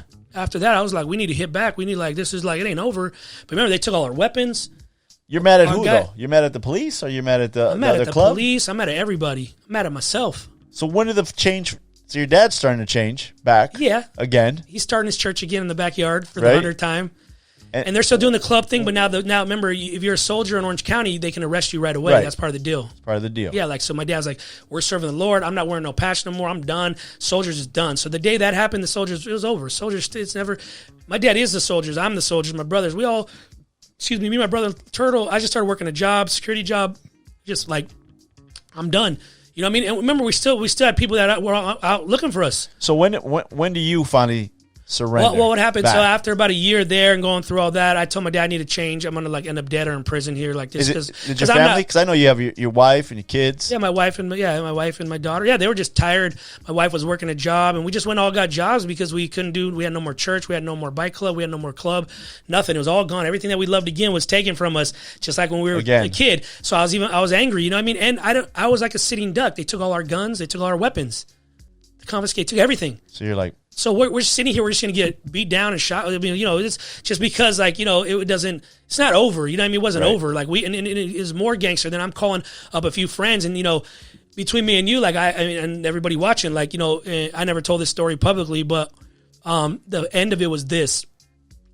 So stuff was still going on. People were talking. There was a few other guys involved, and it was kind of like, hey, like the cops and feds were involved, so everybody's kind of just trying to stay away from each other, peace.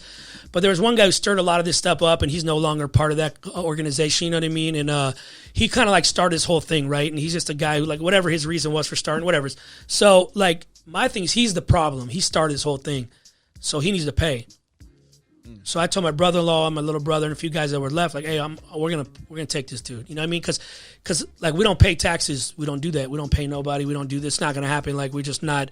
That's not us. You know what I mean? Like we're gonna do what we do. You do what you do. Sorry about what happened. Like this is we weren't looking for trouble. It just happened. You know what I mean? And it ended up being, bro, where I said we gotta take care of this guy. You know. And only a few people know this story, but I'm sharing it because I want to be transparent, let people know I'm a life that's been changed, and that God's changed my heart. And basically, I end up, I said, we're going to just smoke this dude. It's over. He's done. And I remember I had a dude who's a pretty high-powered dude, you know what I mean, who we had led to the Lord, right? It's crazy how it sounds. And but remember, there's a whole different world like that I was raised around. This is a Mexican, like, Southsider world of, like, Latinos. It wasn't like the biker world. Totally different world. Different. Cholos are a whole different breed. Mexicans are that whole race is a whole different breed. They don't play the biker politics or anything. There's a whole different prison thing is a way different thing that I've learned over the years and had to learn. And one of my homies, big homies, he said, we led him to the Lord, we baptized him. He's like, bro, I'm saved. I only carry 145, not 2 now when I go out, But he was very well respected dude.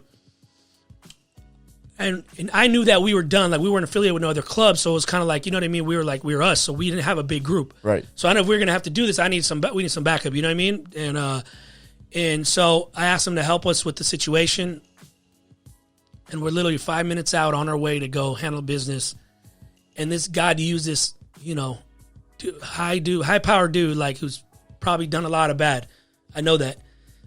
He turned around and stopped the car, and he told me, and he said, remember, I think about my wife and my kid. I mean, these are all things, and I'm like super just like, I'll go to jail for the rest of my life to protect my dad and my wife and everybody, right? Because I figured once this guy was out of the picture, it was over. Like, he was the one who kind of started the beef. It wasn't really an organization thing or a club. It was more like this guy, I felt like, in my mind. This is my feelings. So I basically wanted to smoke this dude, and the dude told me, looked at me, and he talked like this. He goes, what are you about, bro? That's how he talked, right? Little dude, like Joe Pesci looking dude. Like, so I mean, the hitters you see on the big tattoos, the big tough guy. Those guys, I see those guys get knocked out the quickest. I'm talking about these little dude, like with a lot of power. Yeah. Like firepower. Yeah. And a lot of gang stuff, like, And he goes, what are you about, bro? He told me, and I said, what do you mean, what am I about? He's like, I mean, I'm going to do this, but we can do this, but, there's no coming back from this. And now you roll with me, like you're with us. And I've always respected you because you never asked me for no favors the years I've known you. That's what he told me. You always handle stuff on your own.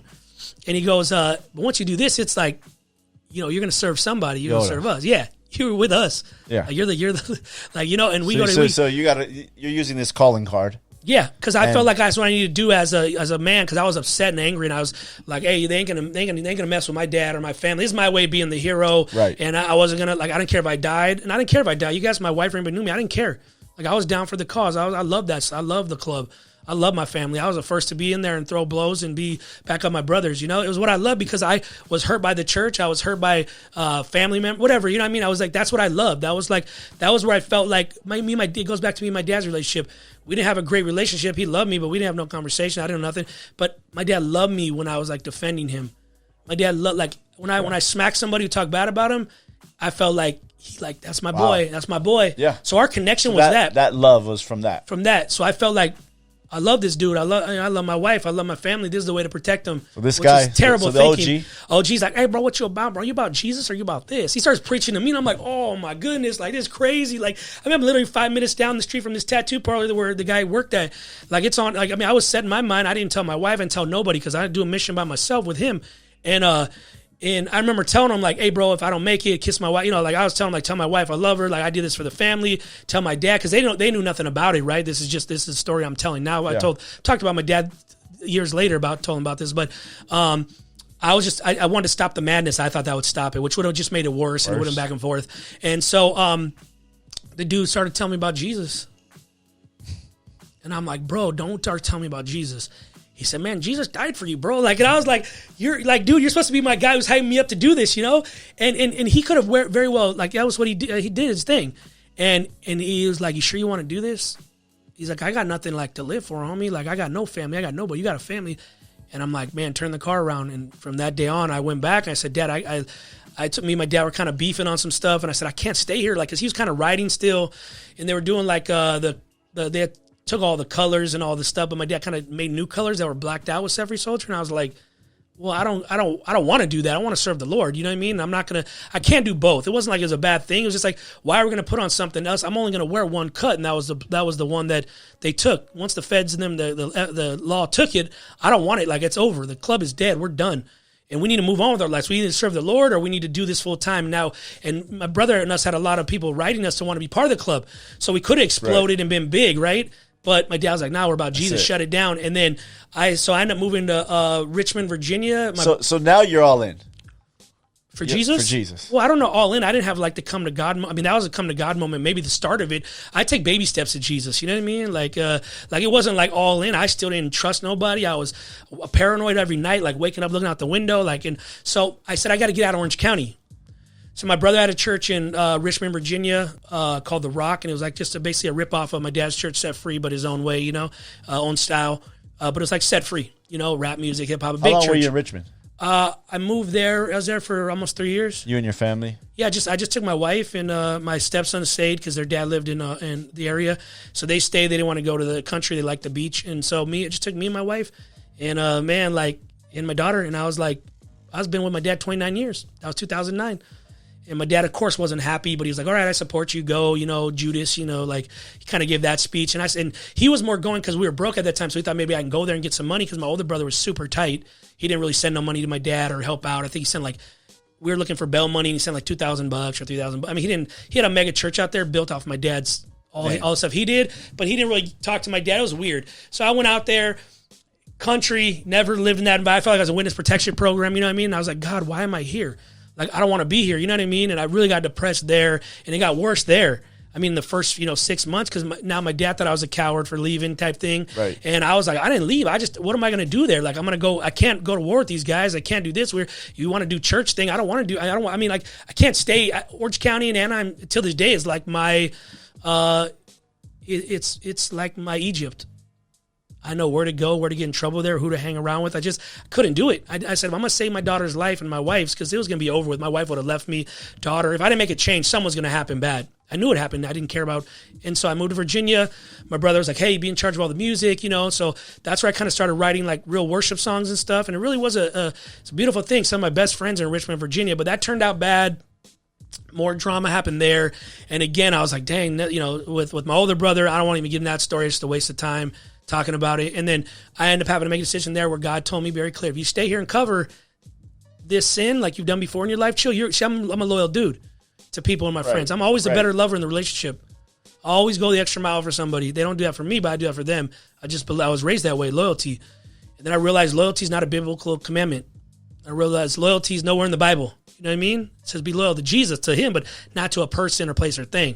So I helped my brother there go from 1,000 people to about 4,000 members with my music. Helped a lot. Brought in all this worship, and I started worshiping. That was it was all part of the journey. It's part of the change. Sure. Where I started writing worship songs, and then people started falling out, and like people started worshiping and crying. I didn't even know what was going on because I never felt that way. So I knew Jesus was working on my life. So were you musically? I mean, you're musically inclined because of the rap days. I was just into hip hop, and then about 2002, 2003, started dabbling with worship. Because I think that's the trippy part about you, man, is that I listen to your music, and it's a little mix of everything. Yeah, I have so many influences, man, from R&B to hip hop to reggae. I love it all. So the music is what helped bring you back in? Saved my life. Saved my life because nothing would work. It's crazy. I would meet with pastors, and they'd be like, "Oh, you're just in sin because of this." And remember, I was smarter than most pastors because I was raised I was ultimate. My dad, you knew the talk. Yeah. Like my dad taught me, like, well, what about you? And I would call. I learned a lot from my dad. Like those things were like I would call the pastor out on his stuff. By the end of it, I get the pastor. I could be counseling him. By the time he's supposed to get. So I was there for 3 years. I love it. Some of my best friends are still there. I love Virginia. But I didn't want to leave. I had a nice house on like had a stream in the backyard. It's very peaceful. I ended up loving it, but still, I couldn't stay there because of the situation with my brother. You know what I mean? I don't want to get into that, but you can Google that. It's very Googleable. It's no secret what happened there. And I took a stand, and I'm glad I took that stand. And I defended broken people who were being hurt. And again, it got more of my family were mad at me. Didn't talk to my dad for a lot of years because of it. A lot You know of what I ups and mean? downs again. A lot of ups and downs again. It's like, and I'm just thinking, I think about my dad's life, his ups and downs. I think about my own now because now I'm 40 and I'm about to write a book and stuff. And so like I'm getting like, and I'm being 100% transparent and honest with people. Before, Set Free is very hear no, speak no evil. If you look at interviews, there's no interviews of me talking to anybody. You're the first guy I ever talk about some of this stuff. I don't talk about it. I'm a secret code guy, but the code's over. Streets ain't the same. It's not the days it was. It's not about, now it's about saving a life through my testimony. Where did the change come for you? The change came in Virginia when I went there, and that was 2009, about a year there. I'm like, man, I'm going to stop. I don't want to keep on telling the same sad, small stories. I'm going to keep on living the same sad, small life. So I got to do something. I got to change. I can't be a victim. You know what I mean? And remember, I love my dad and family very dearly. So remember, I couldn't go back there now. And now I'm stuck here in Virginia with my brother who that's a whole other story if you Google it. And I just want to do the right thing, man. I just wanted to serve God. I felt like, man, like, I don't want to be phony. I don't want to my brother told me one time, Geronimo that was there, he goes, I brought you here because I saw all the years how you defended dad. So I thought you would defend me and let nobody mess with me. And I'm like, bro, I came here to do music. I don't want to fight no more. And then my anger was still there because I just came from a raid. So, and violence and gangs, a lot of crazy stuff. So I got there, bro, I was on stage. If you watch some of the videos that they posted from the church back in the days, I'm on there and I'm still I started drinking when I got out there the first maybe 6 months. I never was a drinker. I was so depressed, bro. I didn't know where I was so used to the gang mentality and being around my brothers and writing. I was just thrown, bro. God's like, here you are. Deal with you're with your wife now. She's the real soldier. She's the one that you should be spending time with. Here's your daughter. You're gonna raise your daughter. You ain't seen her for the first 2 years of her life. You're gonna spend time with her. I literally, my wife would walk into our house and I'd be laid out on the floor drunk, and I'm a big guy, so she'd be just step over me and my wife just started. The change was, I wasn't going to complain no more. There's bad stuff going around me there at the church there, but I was like, nah, I'm going to just serve the Lord no matter what. I'm going to be a man of valor. I'm going to be a man of honor. And I started and then I connected with my boy. Was it because of your family? My family. My wife and daughter saved my life in music. Started writing songs, and then I started writing things about myself and things I'm going through, and I'm like, wow, this is...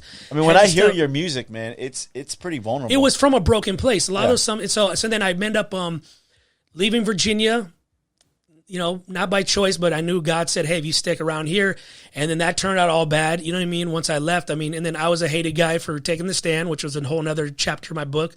And I want to be honest with people about, I come from a Jerry Springer family, and I believe everybody has a little Jerry Springer-ish, so I'm not ashamed no more of the stuff my family's been through. I'm not silent about it. It can save somebody's life. I'm not silent about our things we did to manipulate people or get people to believe in us, or I'm honest because that's why I can help leaders, I believe, and so can that's what my dad does now, is help leaders not to end up like us or what we did back then, because power and pride's a heavy thing, and God gives you a gift and you're supposed to lay it back down at his feet. Not run with it. Is the Christian walk one straight smooth line? No.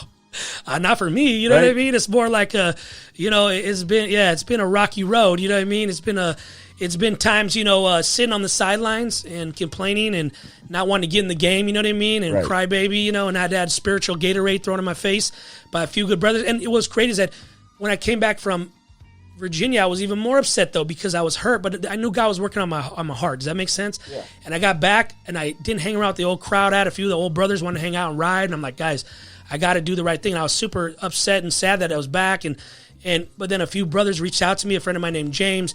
A few people started loving on me, started bringing me, and they just started encouraging me. They're like, bro, you're worthy to the kingdom, and they just started speaking life. I was a guy who felt like I was done, a lot like my dad. I was over, you know what I mean? I all those things I didn't like about him at times, he acted, I was acting the same way. My wife she started playing I didn't want to hear no pastors, just so you know. Right. She took me to a few churches, and I got up and walked out. I'm like, it's a joke. She's like, why don't you like it? I'm like, well, that pastor's hair's too perfect. Or I see him with a secretary girl, he's probably sleeping with her. I'm just being straight transparent with you. This is how, I've been doing this a long time. I don't got to impress no church or nobody. This is what I do. I make my own money. I was like, I don't want that no more. I don't want this as a joke. The church is a joke. I still felt like the church, I was hurt by the church. And then all these people that were hurt by church were hitting me up on, Instagram and Facebook. They wanted to know, they were asking me for help. And I'm like, well, I'm still working on how to deal with the church. And, and then they're like, well, let's do our own. So I started doing little ministries slowly, not calling them a church. And then me and my dad weren't talking for a lot of years. Then we reunited, and I forgave him. He forgave me. You know what I mean? And we just loved on each other. And I realized I got to start talking to him about all the things that bother me about him. And he's got to tell me about things that, what he grew up with and what he went through. And I think that's the most powerful thing. I think God did all this because I have the best dad and family relationship I've ever had. you know what I mean, in my life. And I'm getting my dad at his best years. He's the best guy I've ever seen. I mean, he's 100% Jesus. No, he don't let no room for any other madness or drama. He don't get prideful. And that taught me. So me and my wife give back, and poor, don't have no money, from Virginia. I mean, just bad times, right? It's just, again, starting, but people started praying for me, and I could have went the other route and been gangster again. I'm like, no, I'm going to write songs. I kept on putting out music, kept on putting stuff, and I kept on, and then we moved to Burbank. I had opportunity there with the Church of God. They gave me an opportunity to go there, and they had a building there, you know what I mean? So I was like, my dad's like, I know you don't do ministry no more like that. Do you want to, I was like, yeah, cool. Pops always still had the connection to stuff, he just had the magic, and I'm like, thank you. You know what I mean? We weren't even cool at that time. I just didn't want to live in Anaheim. I was in Anaheim, I think, and I don't want to be near him. Right. Or near, I was still a little bit at war with, still at a war. No, I just didn't, we weren't even at the relationship we are now. This is like 6 years ago. Moved to Burbank, had a church there, fixed it up, made it not look like a church, took out all the pews and stuff, me and my dad, and I started doing ministry there on Saturday nights, just music. I catered. This is Studio 64. Studio 64, yeah. We're the work of God's hand, type Isaiah 64. We're the potter, he's the clay, and all those different scriptures that talk about like more of the arts, because I'm in a place where 95% of television, film, and movies done there in Burbank. So it's like Hollywood, Burbank, and I was like, it ain't gonna reach them no more. Studios, with the studio. So it ain't gonna reach them. So my wife thought of the name, and I was like, cool, the scripture studio. So I have a recording studio there. I do my groups there for like AA and NA and all that stuff, and all my clients go there that are in the company, and they go there and they do meet with counselors and do all the cool stuff. And we use it for just a 24/7 place that people can get help. But we don't play off the church, or I don't even tell people like, oh, come to church. We have a. You don't need their money. No, we don't need. No, I'm my own offering. I pay my own offering. I get. I don't ask them for money, and I don't want to be dictated by some giver. I'm not doing it no more. I've been through the church. Drive 200 miles to play somewhere, and they give you, gas. They give you $25 in gas and pizza and punch. Those days are over. Those days are done. Yeah, I mean, I paid my dues. Everybody should do that. If you're a musician, guys hit me up all the time. Like, I want to be like you. I want to do worship. I want to rap. Go get in a van and travel the world with no money and do it for Jesus. Just do it for Jesus bucks. So we got to wrap this up. I know you got to get going. What is the story of Chill? If you can sum it up in 1-2 sentences, what is the story of Chill Aguilar? I mean, it's unwritten. Yeah, I mean, right? I'm just getting going. But up until this point.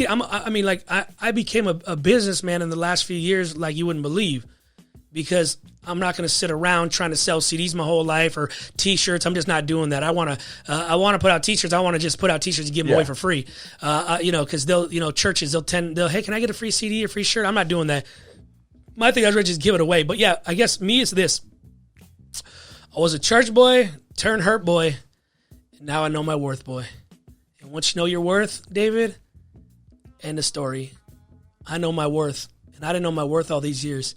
I tell people I'm a worth whisperer. I tell people you need to learn your worth. You need to know how valuable you are to the kingdom. Once you know that, nobody can say nothing about you. Nobody can talk bad about you. I got some people. It's a good place. Yeah, it's a great place. I know my worth now. I know what I'm worth in the kingdom. I know who I am to Christ. I know that I can land.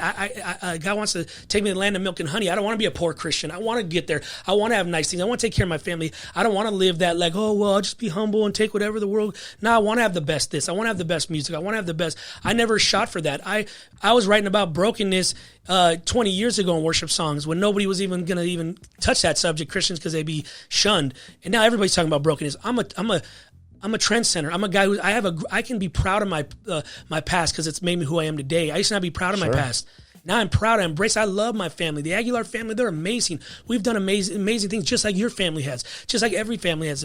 So I'm just a church boy and turn hurt boy. Now I know my worth, boy.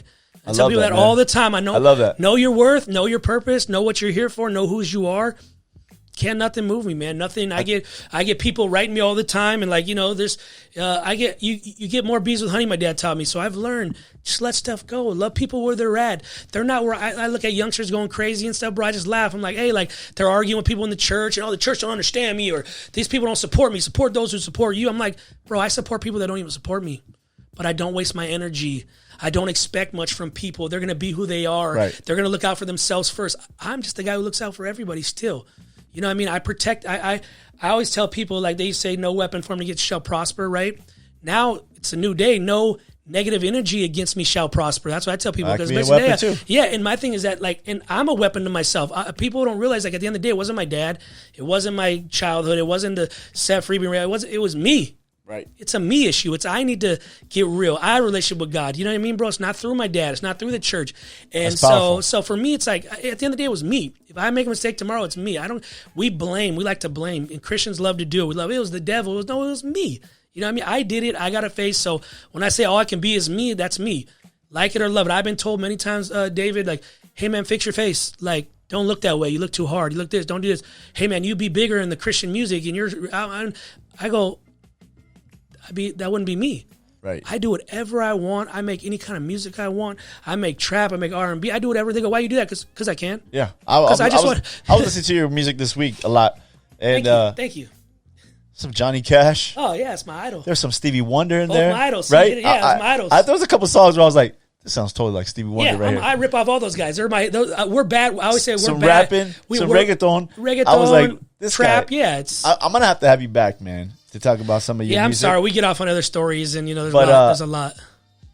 This is my longest podcast, man. Sorry. Hey, if you're watching it still, that means it's a good podcast. It's legit, though. I'm sorry. It's a lot. It's a lot of history. I think a lot of history. I think the biggest takeaway for me, man, is you never quit.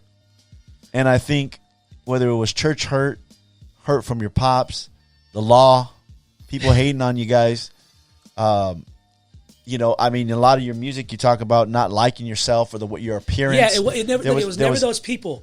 I struggle with being fat. I struggle with all that. See, I'm a realist. You know what I mean? I struggle with abuse. It was so much. Here's the thing is that, like, it never, for me, I come from a family of my dad was a very egotistic. I mean, the guy's 73 and still looks like he's 40.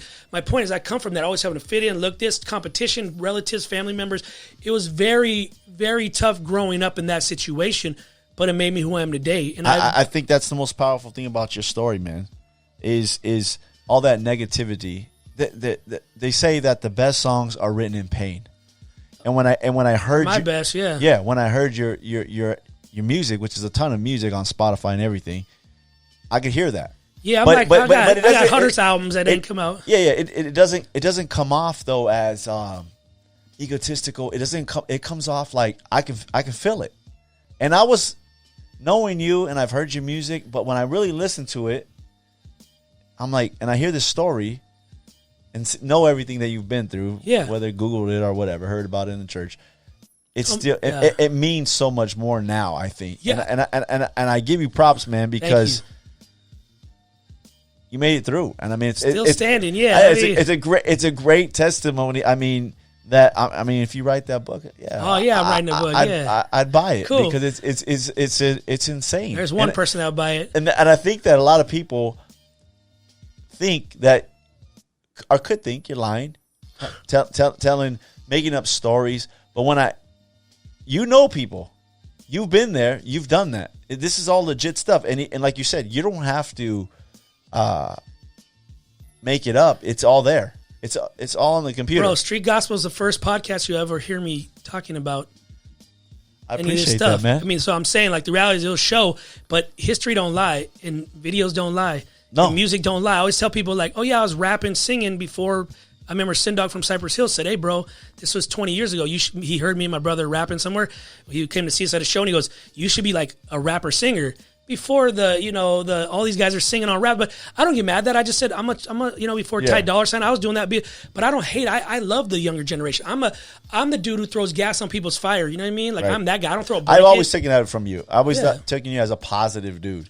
Like, never a hater. That's the last thing I don't need to be. I've probably been more of a hater than you. I don't need to be. But I never talk music, seen you. I've never got that impression. Well, there was one time in my life that, like, I was super negative and angry, and that's why I told you my wife was a big part of. I wouldn't go to church, and I hated it. This is when I came back to Virginia real quick, and she started playing me all these, not Joel Osteen, but like all these like very motivational dudes, like they aren't even saved. You know what I mean? Like Les Brown, all these guys, and dude, they really did help my life. A lot of these motivational dudes, like, just inspire me. This guy Tim Story is a friend of mine. They just spoke life into me. Right. They weren't up there Bible bashing. They weren't up there telling me what a terrible. I didn't even have the person tell me how terrible it was. You just need somebody to be your friend. And that's what exactly. And then they were a friend to me when I was a sinner and I was broken. And then from then it was like, man, I never forgot that. Now I just want to encourage people. I want to uplift. I don't got time for drama. They got drama. I don't talk biker politics. I don't talk gang politics. I don't talk any of that. All that stuff can miss me with all that. We talk about it now because that's the past. But the future, nah, people ain't going where I'm trying to go. They're not built for my destiny or yours. That's why they're not going with us. That's why some people get upset when they see the change. Some people can say, hey, Chill's changed, but he's, pride. It's like, no, man. Because they ain't changed. You ain't changed. You're the same person you were. I've changed. So, yeah, man, I just got a beautiful life. I got a beautiful wife and kids. I make more money than I've ever made in my whole life. And you know what? I get to bless people. I get to give it out. I don't have to be that guy who makes it and be prideful. No, I want it so I can help more people. And so God has made me a great businessman. And music now is just for legacy. Right. I just leave it for my daughter. Fun. And she can have it. I don't care if anybody buys the records. I see her singing now. Yeah, she's killing. She's better than me. And I don't care if churches invite me. I don't want to play church. That's not my deal. I ain't trying to sell a CD to them.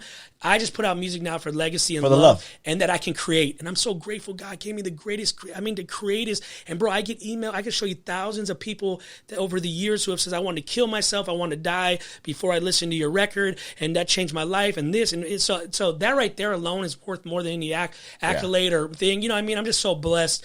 And I'm just grateful that you gave me the opportunity to share a little bit of my story. I appreciate you, here. dog. Right on, homie. I appreciate you. Hey, before Can you give a fist pump? Corona. I don't want you to, get it. You're gonna get Corona.